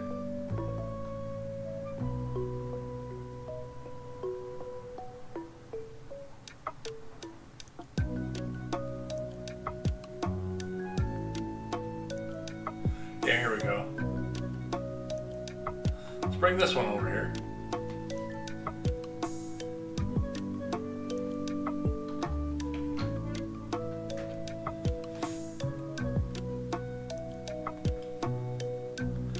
So, this is in response to info blurbs saying that in Fayetteville, which is close to a military base, did you go airborne just to pull security for ICE?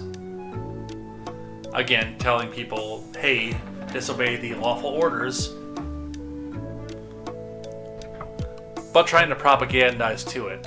Tim Pool says this is explicitly illegal activity under 18 U.S.C. 2387, which we'll find out what that is as well.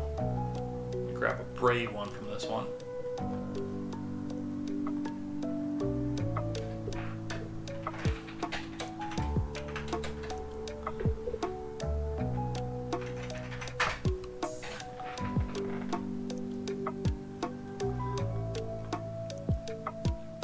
Okay, we'll use the AI for this, just in the interest of time.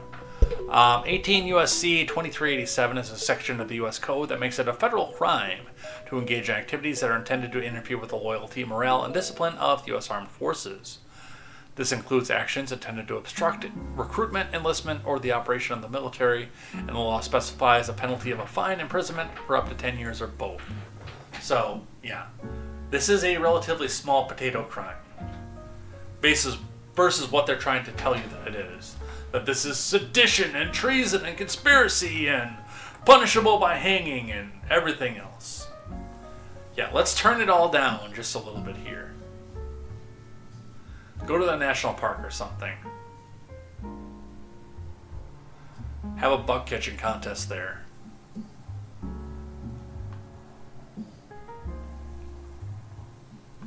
Alright, let's talk Russia. It's kind of funny. I wanted to do this from all mainstream outlets, but oddly enough, nobody wants to talk about the fact that Zelensky agreed to the 28-point plan to end the war in Ukraine. They just want to talk about the fact that Russia isn't on board with it. And Russia this and Russia that, and Russia says this is a good start, and Russia. Nobody seems to have a word to say about the fact that Zelensky thinks that's a good idea. Because the evil Putin might win. Putin! He might win.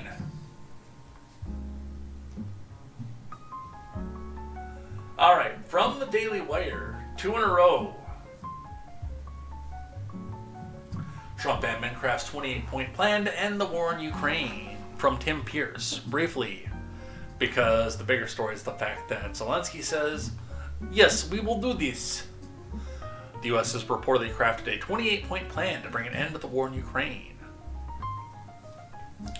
Both Russia and Ukraine have signaled they believe the plan can serve as a starting point for further negotiations. U.S. officials have referred to the plan as a living document that will be ironed out in mediation with both sides, per Axios. As it stands, the version published by Axios, Russia would receive recognized control over Crimea, Luhansk, and Donetsk, and parts of the Kherson and Zaporizhzhia. I don't necessarily agree with Kherson and Zaporizhzhia. Luhansk, Donetsk, and Crimea. I think that it's about time there. And again, I think Donetsk and Luhansk just wanted independence, wanted to be free. Didn't want to go and be a part of the Ukraine anymore. And when Kiev told them to go get bent, they said, "Hello, Russia. We speak your language. Will you come and help us?"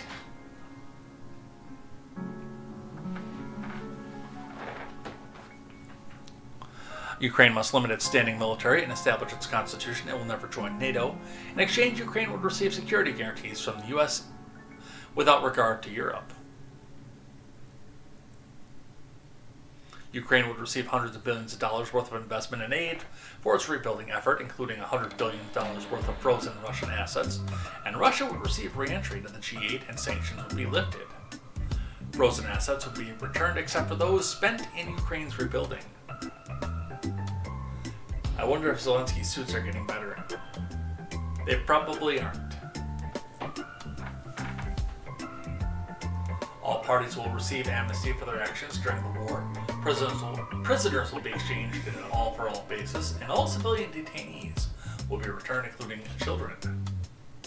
Russia is accused of kidnapping Ukrainian children. One estimate runs into the hundreds of thousands, and re-educating them before enlisting them in its own military.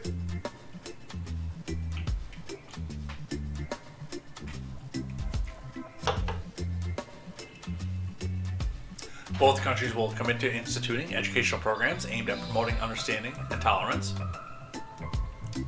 Nazi ideology and activities must be outlawed. I should post this in the Discord and let some of my friends look at this one. The plan includes a number of other aspects as well, such as Ukraine's eventual admittance into the EU. If either country fires upon the other unprovoked or otherwise breaks from the terms of peace, the concessions given to the aggressor will be voided. So it's a decent plan, and like I said, if I look at, let's get the map out.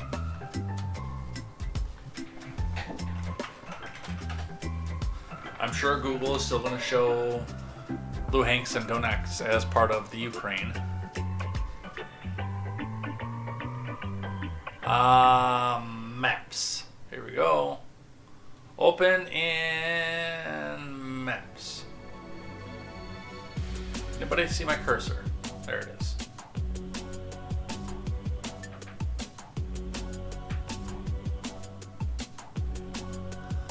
So basically what they're talking about is moving the majority of this. In fact, not even this part, because of the fact that Kherson and Zaporizhzhia were mentioned specifically. But this region going over to Russia. From Kharkiv down to Zaporizhzhia and a little bit of the Kherson. To go over and become a part of Russia. As I've said before, this is a relatively mountainous region with a big river in the way. With fronts starting from here that are closer to Kiev. And the fact that you can stage yourself in Belarus, which is a Russian puppet state. So if you really wanted to take the entire country of the Ukraine, there's no reason to run through the Donbass region. This region over here, the one that's in question, to start your military offensive there and go in to try to get to Kiev.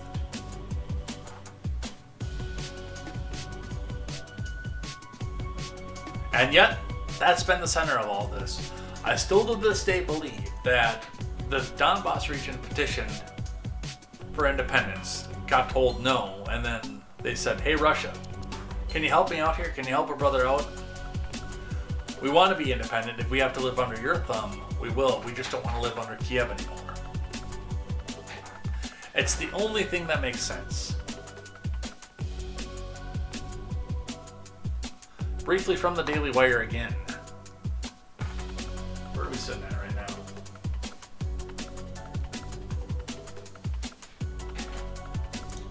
Other than your host getting ready to get finished up for the day and go eat some breakfast. Zelensky calls steps to end war doable in updated Trump-backed peace plan. And again, it's very interesting to me the fact that we've got NBC News, we've got ABC, the BBC. All of them have articles talking about how angry Russia is about this plan. None of them are coming out and saying that, hey, Zelensky, our new best friend, thinks it's a good idea.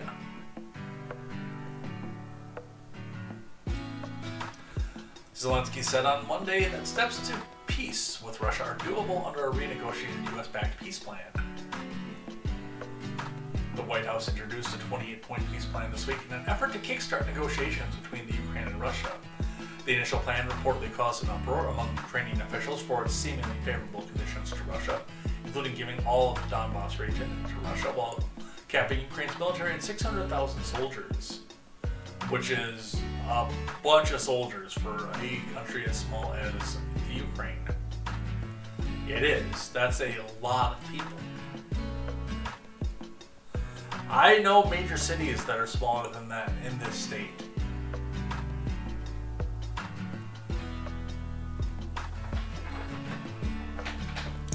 Zelensky suggested in a video posted to social media Monday evening that negotiations over the framework in Geneva have resulted in meaningful changes.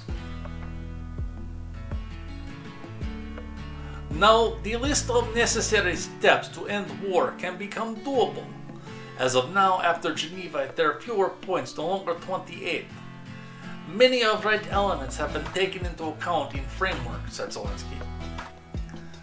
There is still work for us to do together. We to finalize document and must do everything with dignity. We appreciate that most of the world is ready to help and that America inside is approaching constructively. Practically entire day yesterday was filled with meetings and was challenging, extremely thorough work. Damn man, so someone still wants to go to war. Yeah, that's the fiscal and the war hawks in our Congress. Who all have stock in Raytheon. But yeah, if you look at that, everyone's saying that Zelensky said it's a good idea. But if you look down here, Putin breaks his silence on Ukraine peace plan, says Moscow is ready for serious talks.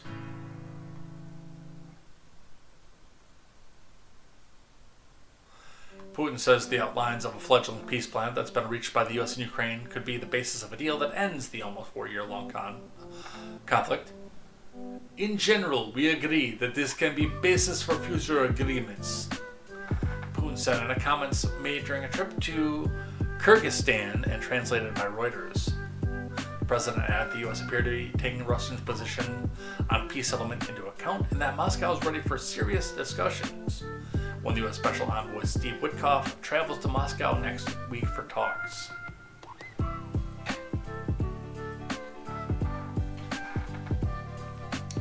So he's saying he's on board with it.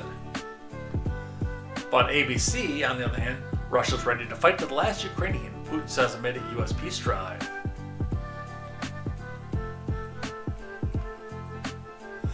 Putin said a U.S. delegation is expected to arrive in Moscow in the first half of next week to discuss the latest American proposal to end the Kremlin's war in the Ukraine.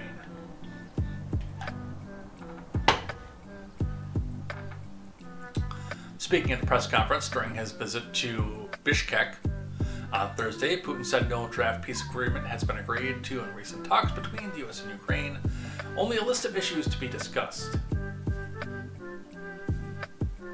Putin also said it's pointless to sign any documents with Ukraine's current leadership, alleging the Ukrainian President Zelensky lacked legitimacy to do so.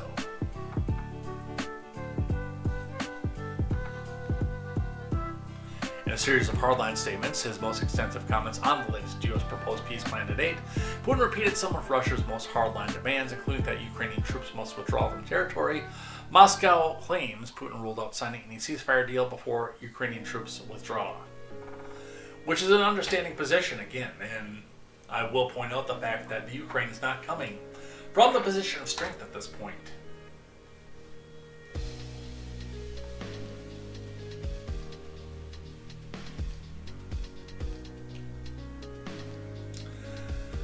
Now, Roman Shiramenta says, imagine China occupying California, Nevada, Arizona, and Oregon, and then the EU telling America, make a deal with the occupier or we won't support you. Absurd, right? No country would accept that. That's not true either. That's been the basis of most peace deals going back all the way to Roman days and before. Many countries in history have accepted this. Yet this is exactly what Ukraine is being told to do today. And let's not forget, let's expand this out for just a moment. Ukraine gave up the world's third largest nuclear arsenal under U.S. security guarantees, and they trusted America. Now Ukraine is being pushed to surrender their land to the same aggressor that invaded them. This isn't peacemaking, this is betrayal. Well, no, it's kind of peacemaking. And I pointed out a couple different things on this. The first one, and I'll expand on this a little bit. If the EU were coming to bail us out, or speaking on our behalf, or brokering a deal, it would be well within their rights to tell us to take a land deal. If they were doing it all for us. Yes, it would suck. No, you don't have to be happy about it, but in the interest of peace, it's a reasonable proposal. It is. If we bit off more than we could chew, if we found out that China has the ultimate Zerg rush and landed on our shores, coming in through Canada and Mexico, with full support from both of the countries, and occupied, they wouldn't make it to as far as the original posts are saying they would, but if they occupied Washington State and Oregon and California and maybe Nevada, and suddenly this is a Chinese territory,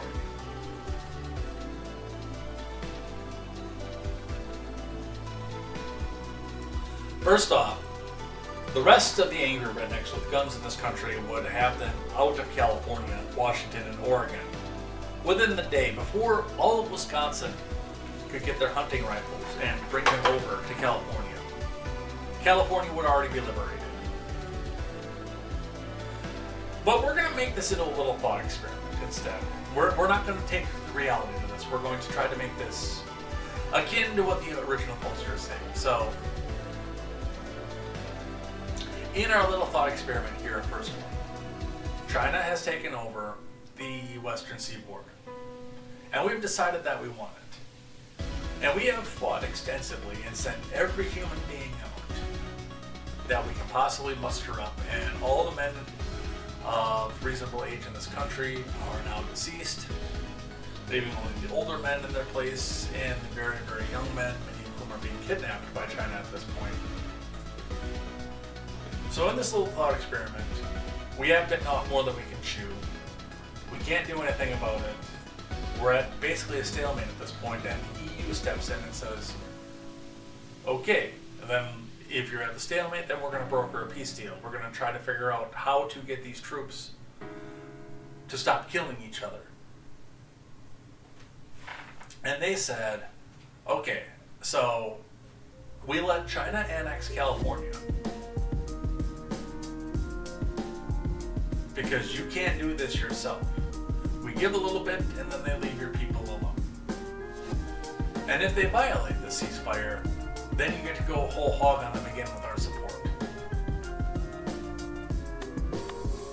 That's the equivalent of what's happening here. It's not the fact that they've annexed this and then we're just being told to let them have the land because it's a full surrender at this point. No, it is a peace deal, and yes, if somebody else is stepping in, then they have the right to be the ones who set the terms. You don't have to like it.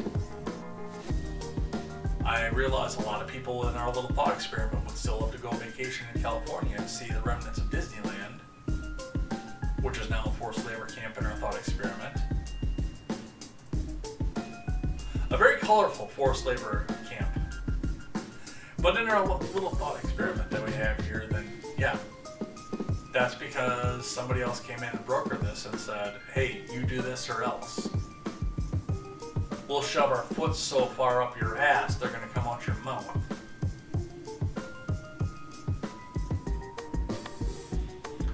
And yes, it would suck, but it would be an acceptable position to come into. Because someone else is going out and doing it for us. Again, in our situation, every redneck from Appalachia to Wyoming is going to drive the Chi-Coms out of our country. There are going to be mass graves of Chi-Coms in this country.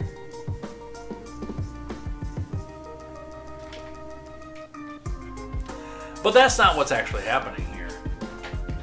And then I went on and kept saying this and kept talking about it and said, however, the reality is more akin to California petitioning to secede and having DC tell them to go get bent, them petitioning Mexico for help, and Mexico coming to kick the US military out of the situation.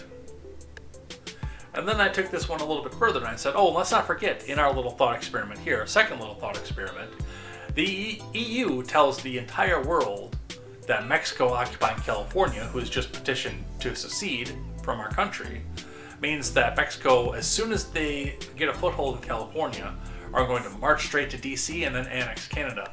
And I use California instead of Texas in our thought experiment because it's on the other side of the Rocky Mountains, mimicking the mountainous terrain that Russia would have to go through on the Donbass in order to get to Kiev from the position that they started from. Because that would actually be a pretty easy march and walk if you started from Texas. If you started on the east side of the Rocky Mountains. It'd still be Appalachians to go through, but the Appalachians are an easy road trip versus the Rocky Mountains with the amount of military equipment that they're going to have coming through. And yes, I know that people pass military equipment across the Rockies all the time, but that is a treacherous place to keep in occupied territory. Even Philip K. Dick knew that when he wrote Man of the High Castle. And that's where the resistance was from both sides, the Japanese and the Germans, in the Rocky Mountains, where it was damn hard for either army to come back out and take territory.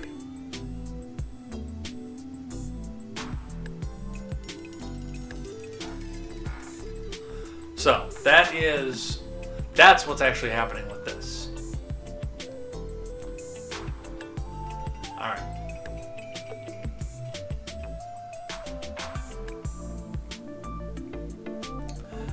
The Somalian stuff.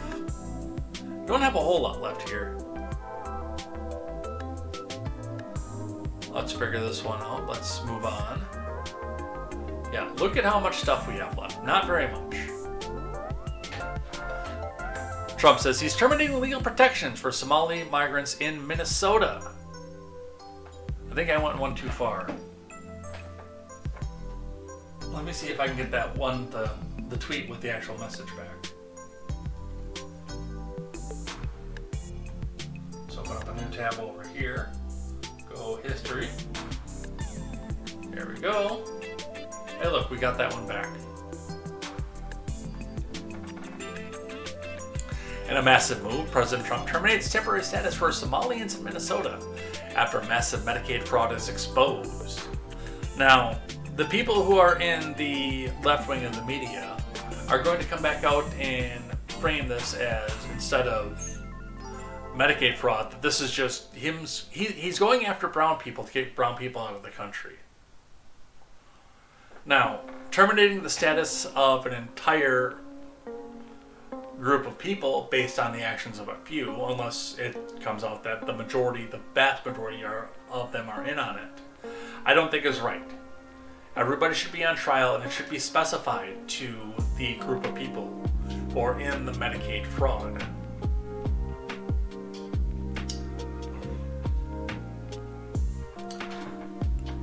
Minnesota, under Governor Walz, is a hub of fraudulent money laundering activity. I am, as President of the United States, hereby terminating, effective immediately, the temporary protected status for Somalis in Minnesota. Somali gangs are terrorizing the people of the great state, and billions of dollars are missing. It's over, President Donald J. Trump. But again, not everybody is in the midst of all this. Not everybody is doing all this. Not all of the Somalis are.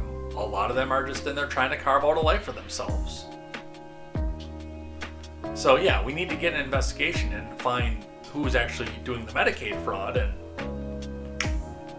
hey, you violated the term of your temporary protection status. Get out.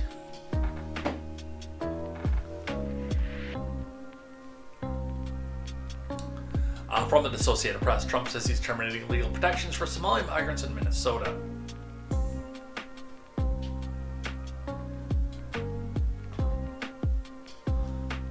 Trump said on Friday he's immediately terminating the temporary legal protections for Somali migrants living in Minnesota, further targeting a program seeking to limit deportations that his admins already repeatedly sought to weaken.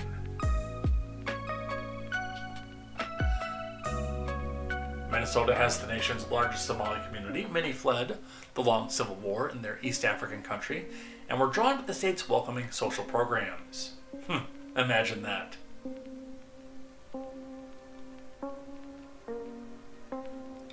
But how many migrants would be affected by Trump's announcement that he wants to end temporary protective status could be very small. A report produced for Congress in August put the number of Somalis covered by the program at just 705 nationwide. Congress created the program, granting temporary protective status in 1990. It was meant to prevent deportations of people to countries suffering from natural disasters, civil strife, or other dangerous conditions.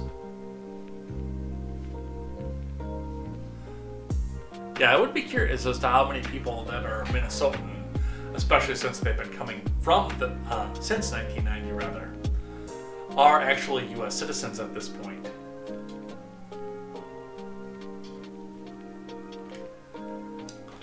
The designation can be granted by the Homeland Security Secretary and is granted 18-month increments.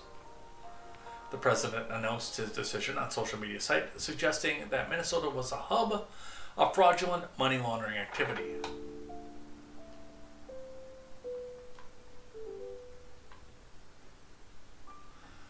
Small gangs are terrorizing the people of that great state, and billions of dollars are missing. Trump wrote, "It's over." The Minnesota chapter of the Council on American Islamic Relations, or CARE, said that Trump's decision will tear families apart. Executive Director Elaine Hussein said in a statement on late Friday. This is not just bureaucratic change, it's a political attack on the Somali Muslim community driven by Islamophobic and hateful rhetoric. But I don't think it's Islamophobic, otherwise, Dearborn would be a bigger target than Minnesota.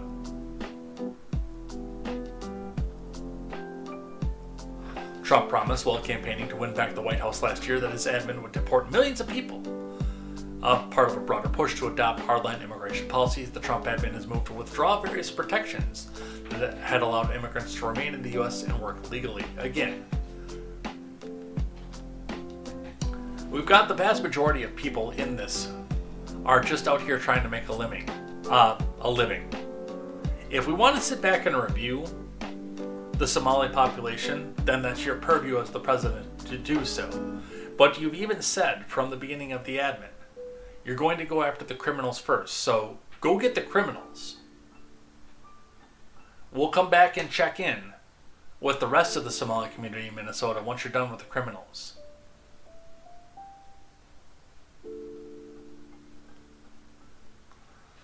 Find out who's doing the fraud, arrest, try, and deport.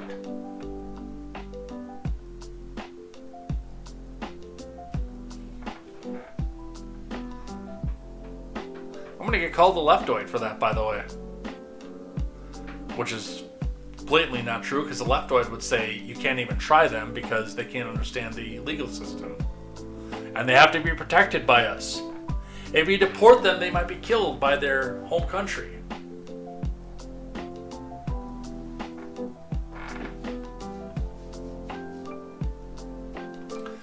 Rep.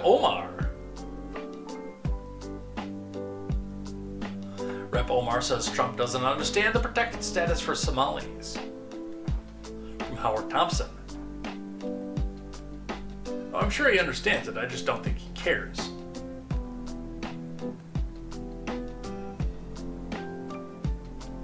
Rep. Omar said Trump doesn't understand the laws governing the temporary protected status for Somali immigrants in Minnesota, which the president announced he was terminating last week. Trump said last Friday on his social media platform that he was immediately terminating the temporary protected status for Somalis in Minnesota. In the post, the president blamed the Somali country for fraud in Minnesota, referring to the government funds stolen in the Feeding Our Futures scheme and other recent fraud in the state. Temporary protected status allows residents from countries with ongoing conflicts or disasters to remain in the U.S. We know that. Omar joined other Minnesota leaders on Monday for a news conference responding to Trump's declaration that he was terminating TPS for Somalis in Minnesota. It is unfortunate that we are led by a president who does not understand the laws of this land.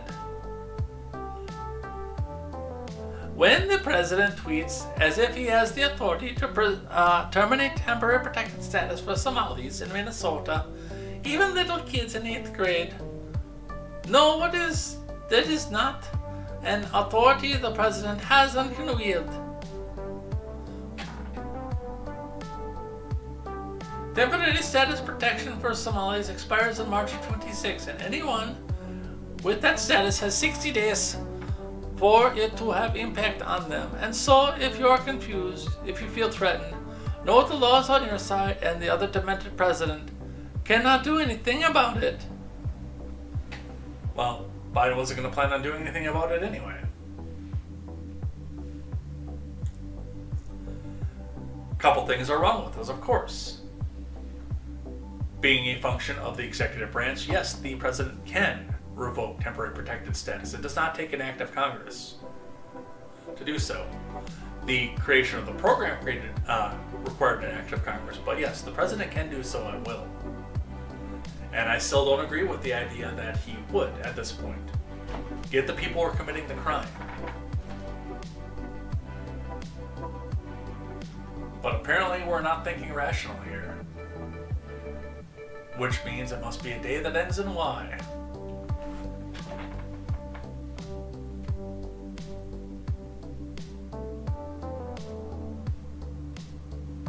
Alright, let's talk about the Slender Man thing.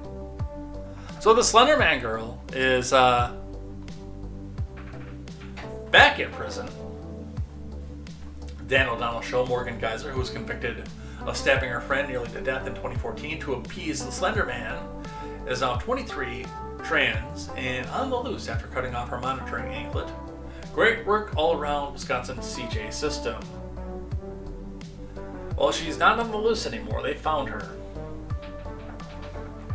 Him, her, whichever.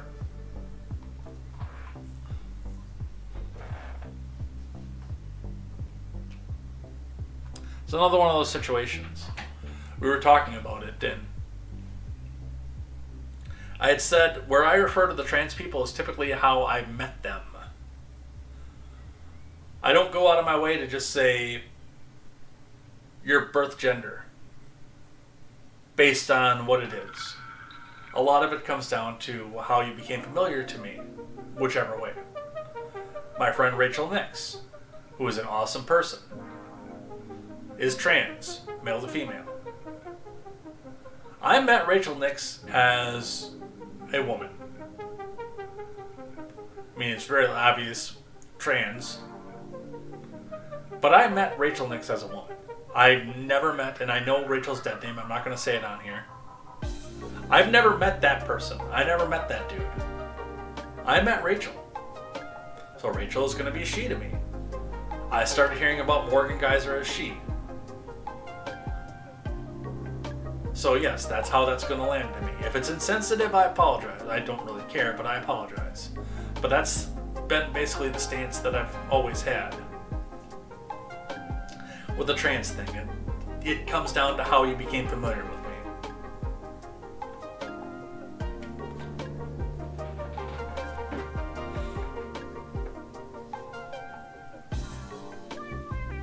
Slenderman stabber's escape proved she should never have been released, experts say. And yeah, Fox News is going to do the she thing because they're going to do that because they're going to try to discredit that as leftoid nonsense.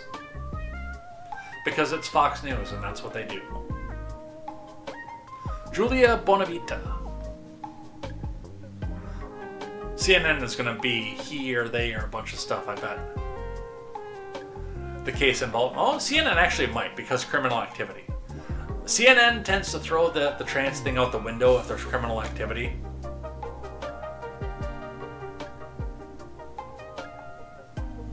I've noticed. The case involving two Wisconsin women convicted of brutally stabbing their 6th grade classmate over a decade ago to appease horror character Slender Man has continued to unravel after one of the perpetrators escaped from her group home last weekend. In 2014, Morgan Geyser and Anissa Wire, both 12 at the time, were charged with attempted first-degree intentional homicide after prosecutors revealed the pair executed a plan to attack and try to kill their middle school classmate, Peyton Leutner. The brutal attack played out in the morning of May 31st, 2014, after Leutner and Wire slept over at Geyser's home to celebrate her birthday. When the 3 girls awoke, Geyser and Wire lured Leutner into the suburban park, where Geyser stabbed the girl 19 times as Wire egged her on.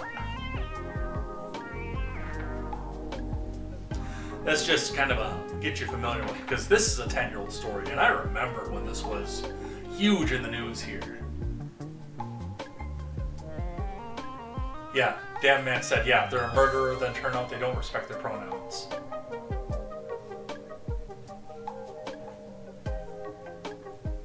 And I've noticed that, like, CNN does that, ABC does that, the AP does that. So it's not just a Fox thing.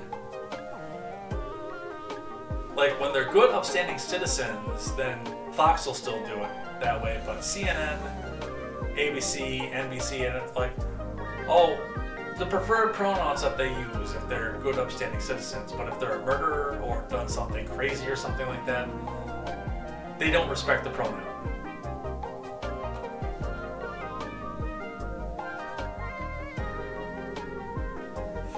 The pair later admitted to investigators they carried out the attack in order to become one of Slenderman's servants because they were afraid they would hurt their families if they did not kill Leutner.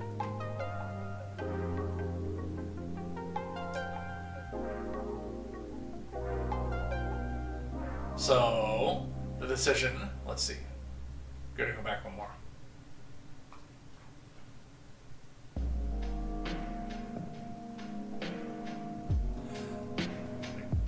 Geyser subsequently pled guilty to attempted first-degree intentional homicide and was ordered to spend 40 years in a psych institute after being diagnosed with schizophrenia.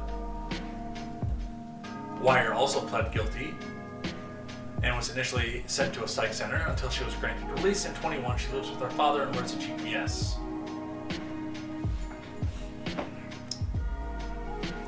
However, earlier this year, a Wisconsin judge determined Geyser was mentally fit to be released from the center and ordered her to live in a group home located in Madison, following multiple failed attempts by Geyser's legal team to secure her freedom. The decision came after 3 doctors involved in Geyser's treatment testified she had made significant progress and should be released, pointing to reports that she had suffered no symptoms after being weaned off antipsychotics, and that she had improved her coping skills, according to the Associated Press. Dr. Robbins testified Geyser could actually become more dangerous if she remained confined in the center, saying it's possible for her to become defeated with her treatment and lose hope.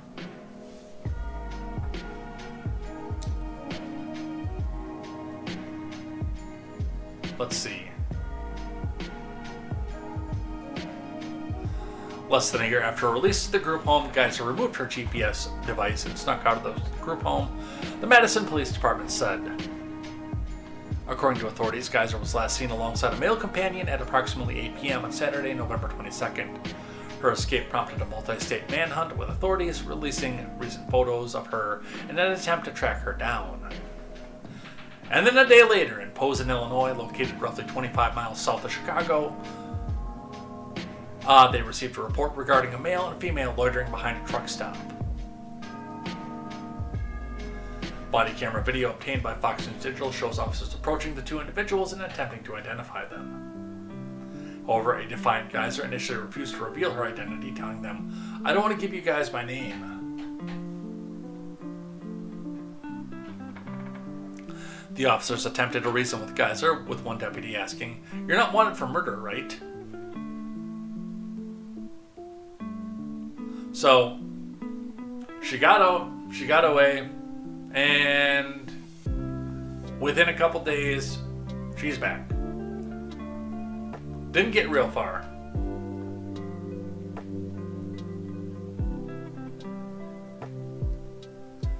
Yeah, it is crazy when you think about that, like what Damp Man said and what I was talking about. Our mainstream media is huge on the pronouns, and if you don't use the proper pronouns, it's a hate crime. Unless the person happens to turn out to be a murderer. And then, oh, well, we don't want to have that conversation. Alright, a little bit of bad news.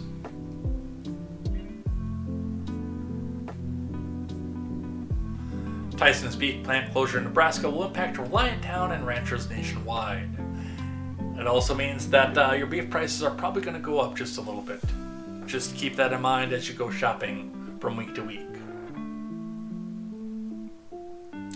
Tyson Foods' decision to close a beef plant that employs nearly 1/3 of the residents of Lexington, Nebraska, could devastate the small city and undermine the profits of ranchers nationwide.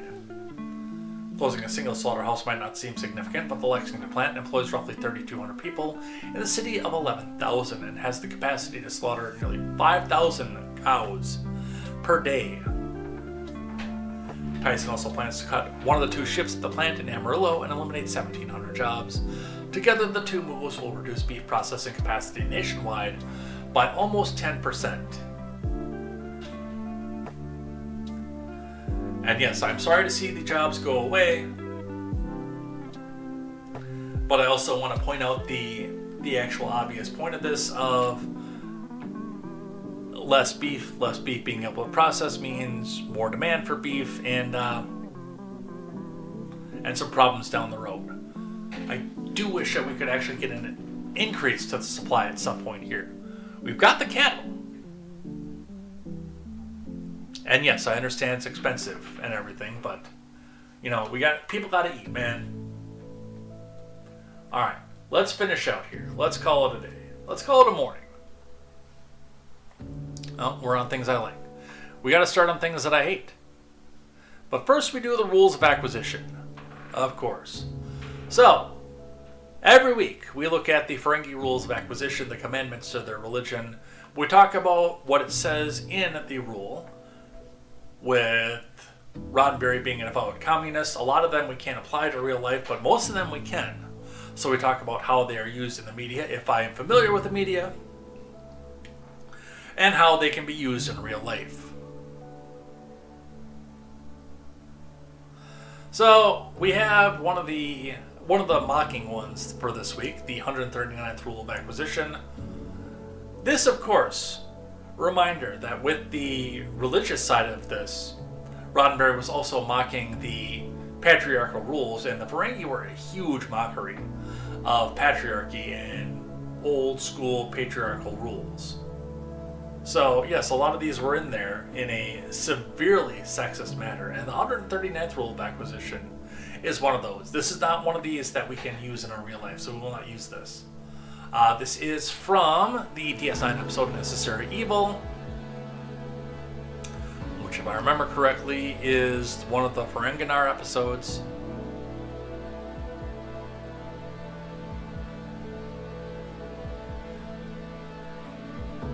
Oh yeah, that was the assassination attempt one. So yeah, there's a bit that goes along into that. But the rule of acquisition here was wives serve, brothers inherit. This seems oddly specific for the situation, of course, but in their system, the women are not even allowed to own clothes, so it's their job to serve the males in their society, both the mothers and then obviously the wives, and then instead of giving to a child, even a female child, you give everything out to the brother. So not a lot to go over with that, but that's how that was used in the program, and we cannot use that one in real life. Remember, my stance has always been, it's not about gender roles and adhering to them specifically, it's about what works best for your household. And you need to figure that out for yourselves. And it looks like the ambulances, or at least the police, are coming this way. It was the police. It's too low to be an ambulance. If it was an ambulance, I could have seen it through my window. He must be heading out to respond to an accident. Alright, let's do a couple things that I hate and some things that I like. So, reason that this is a I hate is I want to just put this article out here. We're not going to read this one because it's not true. And a bunch of people actually ran with it like it was true, which is extremely frustrating in and of itself. But DNYUZ, quoting the Washington Post, is trying to tell us the U.S. Coast Guard will no longer classify swastikas and nooses as hate symbol at the direction of the president. But Twitchy coming out to set the record straight on this one, because that one was not true. They put it out in the Washington Post and a bunch of people ran with the story because it must be true because evil Donald Trump. Twitchy says WAPO runs false story about U.S. Coast Guard and swastikas, and of course, every Dem falls for it.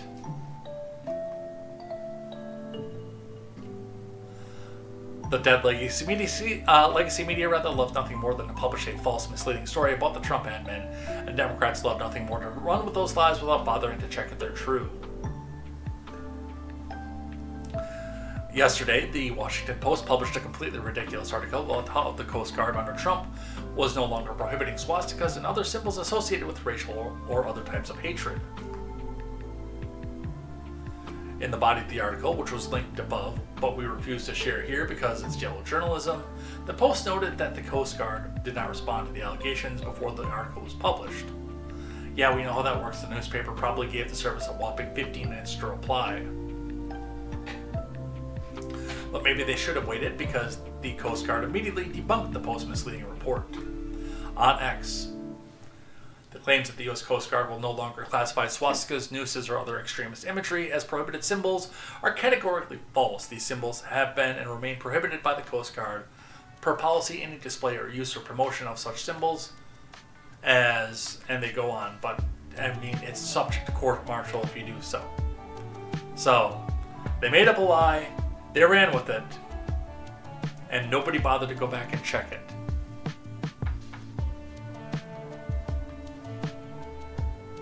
See, other things that I hate.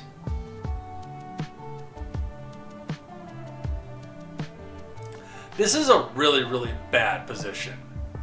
And I'm ashamed of a lot of the right-wing media off of this. So there was a girl in Chicago recently who was set on fire on a blue train by a man who was out and had been arrested 72 times prior. Who the judge said, well, we'll just release this guy, everybody will be fine. Then he goes back and burns this girl alive. And then our little friends over on 4chan came out and found out that she was an ardent Black Lives Matter supporter. The perpetrator being black. Otherwise, none of this would matter. And a lot of people, like Jeremy Hamley, are saying that she deserves this now. Well, he didn't say outright that she deserved it, but it was heavily implied by this post. Hamley says her father was a Sunday school teacher. She is heavily involved in the church. She supported BLM. And she was burned alive by a black man on a train who had been arrested 72 times prior. I don't care what she supported. Public policy, otherwise. Nobody deserves this.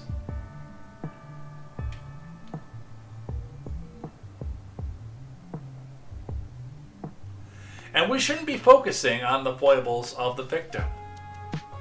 By any stretch of the imagination, we should be focusing on the person who did this and getting him into a facility. At this point, prison for life for murder, but there's obviously some sort of mental deficiency there if he's been arrested 72 times. So get him into a place where he could have got the help that he needed before something like this. Nobody deserves to die in this fashion, you jackass.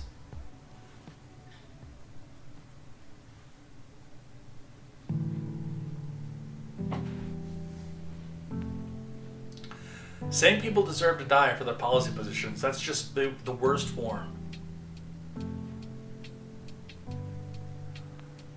of divisive rhetoric that I've ever seen.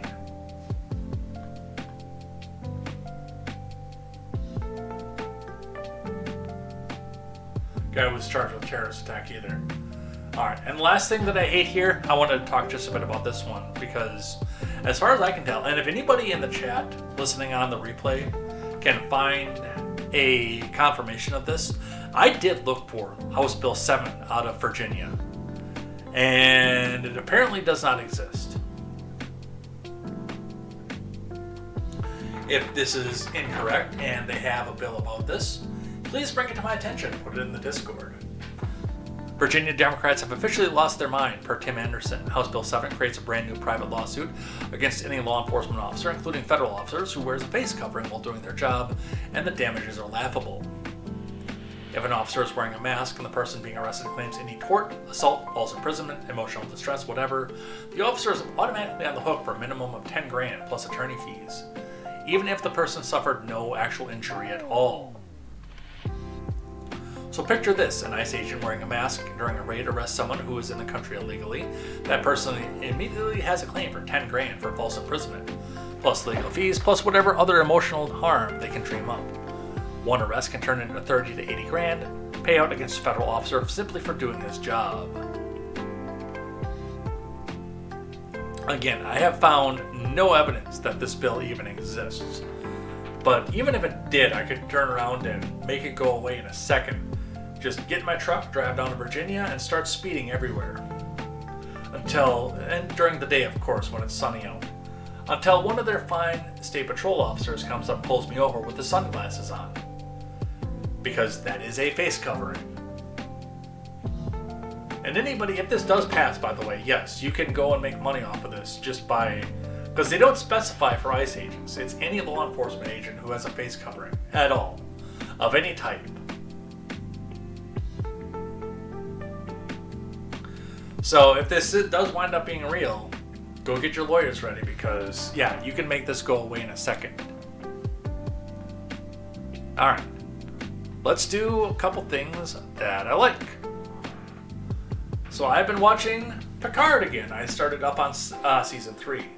I was a little bit uneasy about the first 2 seasons, especially with the second season being some event in 2024 leads to a completely fascist society. And then it turns out it's because of a space mission that was supposed to happen in their universe in 2024, not the election of evil Donald Trump for season 2. For season 3, it looked a lot more like they were trying to go into the nostalgia factor and bring back everybody from Next Generation that they could. And I've seen Gates McFadden, I've seen LeVar Burton, I can't think of his name, the guy that played Data, Brent Spiner, that's his name. Michael Dorn is back, and they did great with Michael Dorn's makeup. But yeah, they're just trying to pull as many people in from Next Generation as they could, and it's been alright. I would say it is a good 7 out of 10. So we're going to watch the trailer for Star Trek Picard. And if you haven't seen it, and I would say go check it out. It's not as insufferable as the first 2 seasons. I'm into episode 7 right now, so let's watch.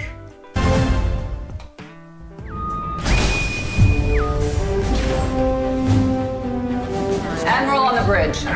And Captain on the bridge. You will probably find this inspection boring for the likes of you two. Boring? Well, we won't be blowing things up. Taking or engaging in fire, crash landing expectedly or unexpectedly. Those were the days. There is something coming. Battle stations. Some kind of attack. And Starfleet could be the target. There's a darkness. An all-consuming darkness. And it is getting stronger. Jean-Luc, trust no one.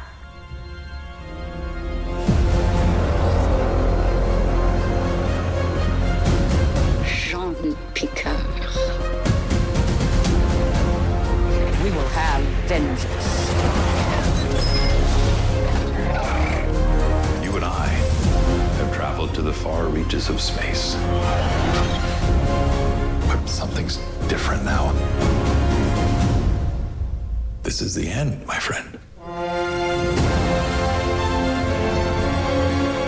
Geordi!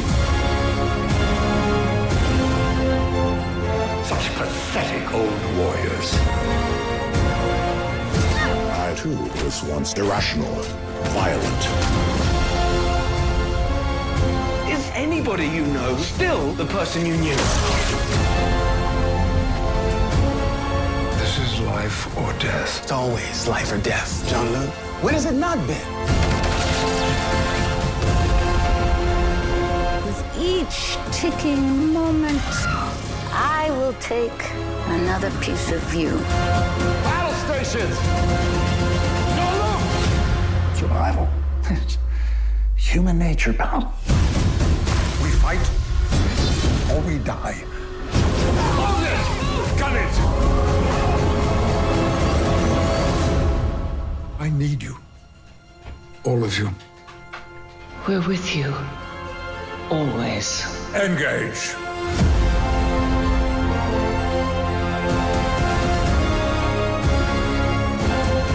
Will, are you enjoying this? Of course not. Are you? And like I said, I know I'm late to the party on it because it came out 2 years ago already at this point. But, you know, if you didn't go out and watch it when it came out, give it a try. It wasn't as cringy as the other two, and I will always say, and I said this when I talked about Season 1 and Season 2, I did like the art style. I didn't like a lot about Kurtzman Trek, and I've sampled it, but I like the art style. I wish we could get a shot-for-shot remake of Deep Space Nine in that dark, gritty art style that they did for Picard, especially. Discovery, not as much, but Picard especially. They had that deep, gritty art style that I think would have benefited Deep Space Nine better than... And they had a darker art style even than that one, but to just get as dark as Kurtzman Trek did, I think would be awesome. Alright, let's do a couple other things that I like. and then we will head out of here. Old joke, by the way, on this one. But people have been putting this prompt out there forever, and nobody gets the joke off of this. Val over on X says, if a woman sleeps with 10 men, she's a slut. But if a man does it, he's... What is a man if he sleeps with 10 men? Folks, I can tell you.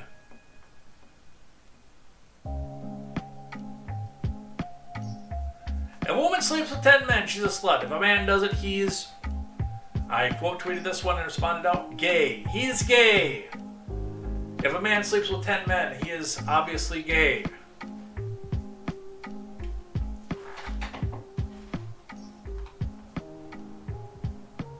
Careful with that joke, it's an antique.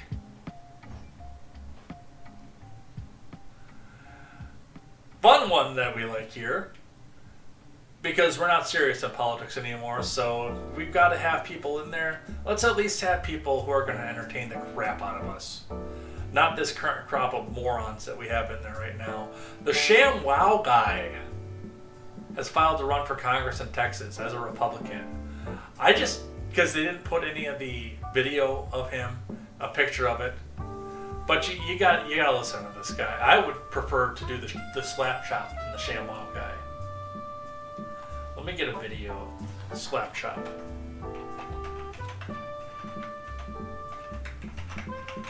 Because it's the same guy.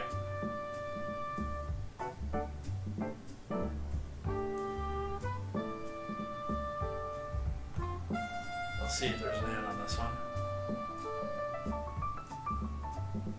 Hi, it's Fitz. Alright. Wait on that till I can bring it over to the other screen.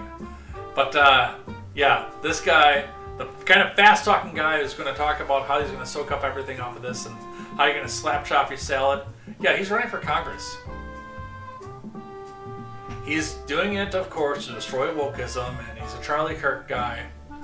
So there's going to be some cringe with this, but I mean, at least we get to hear the voice again. And maybe we'll get to hear him read a bill in the voice. In the voice. Famous infomercial pitchman offer Vince Shlomi, better known as the Sham Wow guy, who advertised the super absorbent towel on late night TV, has filed to run for Congress in Texas, a Republican. Shlomi told Fox News Digital in an interview that his decision to run for office was ultimately motivated by a desire to destroy wokeism, and as a tribute to the late Charlie Kirk, whom he called the original wokebuster. He added that the political infighting in the country eventually inspired him to seek office and make America happy. This guy is going to be in Congress.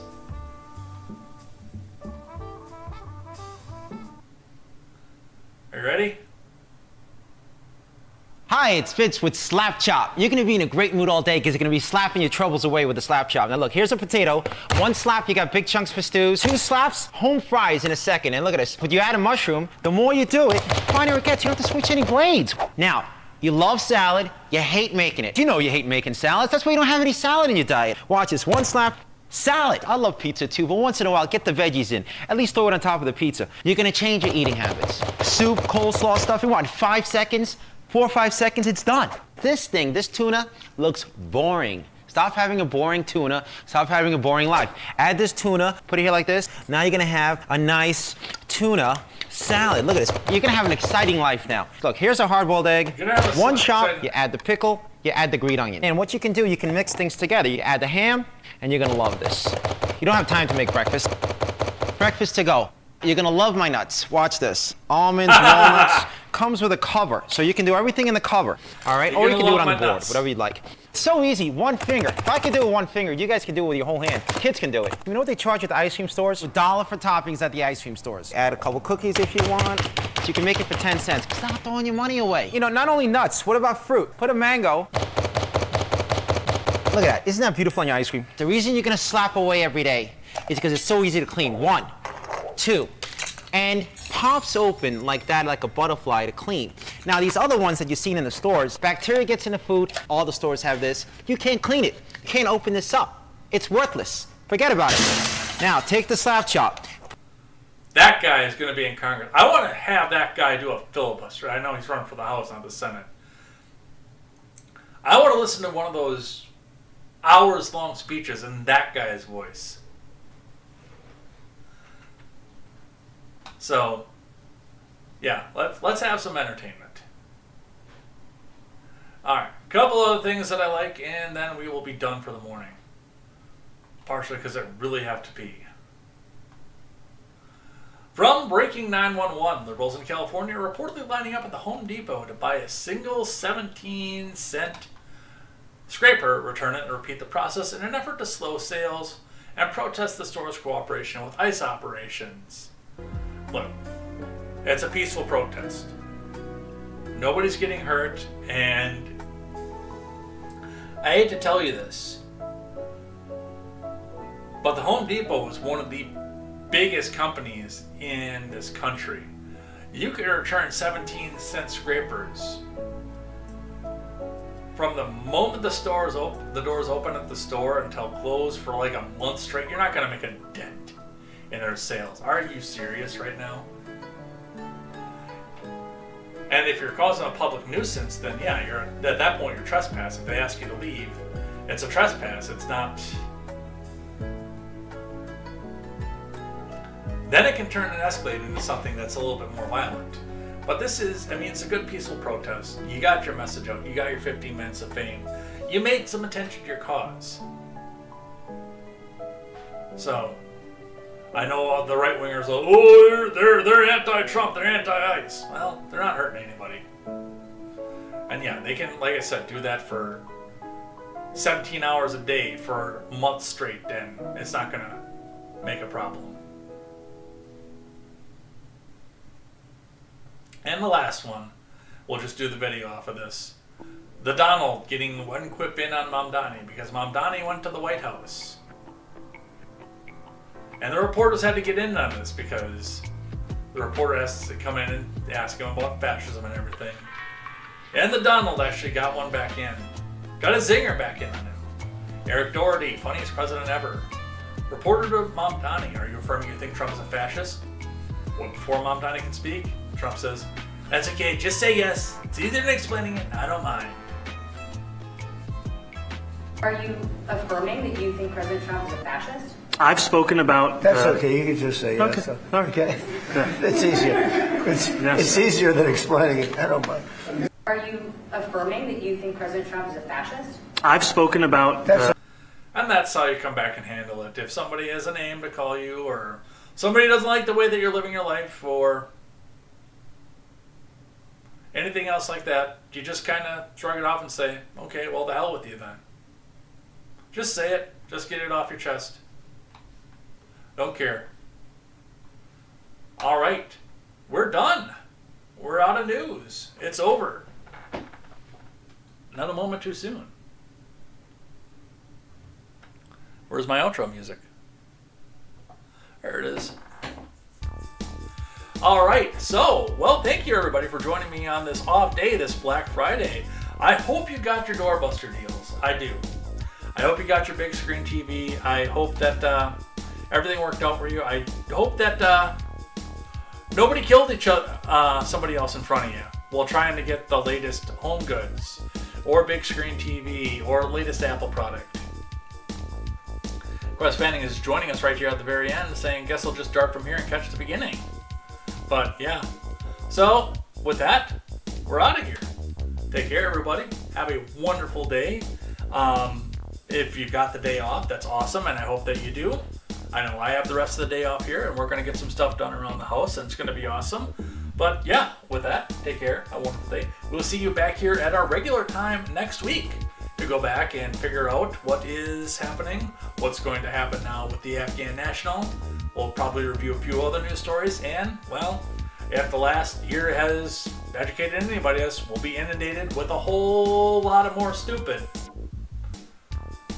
But with any luck, we'll actually be getting to hear some stuff next year, starting with the ShamWow guy. That'll be fun. That'll be great. Take care. Have a wonderful day. We will see you here next time for more news, more headlines, and more contemporary. Thanks for watching, everybody. Go hug your family. Go spend the day with them if you still can. Try not to be too angry about the deal that you didn't get on Black Friday. And we will see you here next time for more news, more headlines, and more contemporary. And until then, I am Jay Edgar, and this is Contemporary. Take care.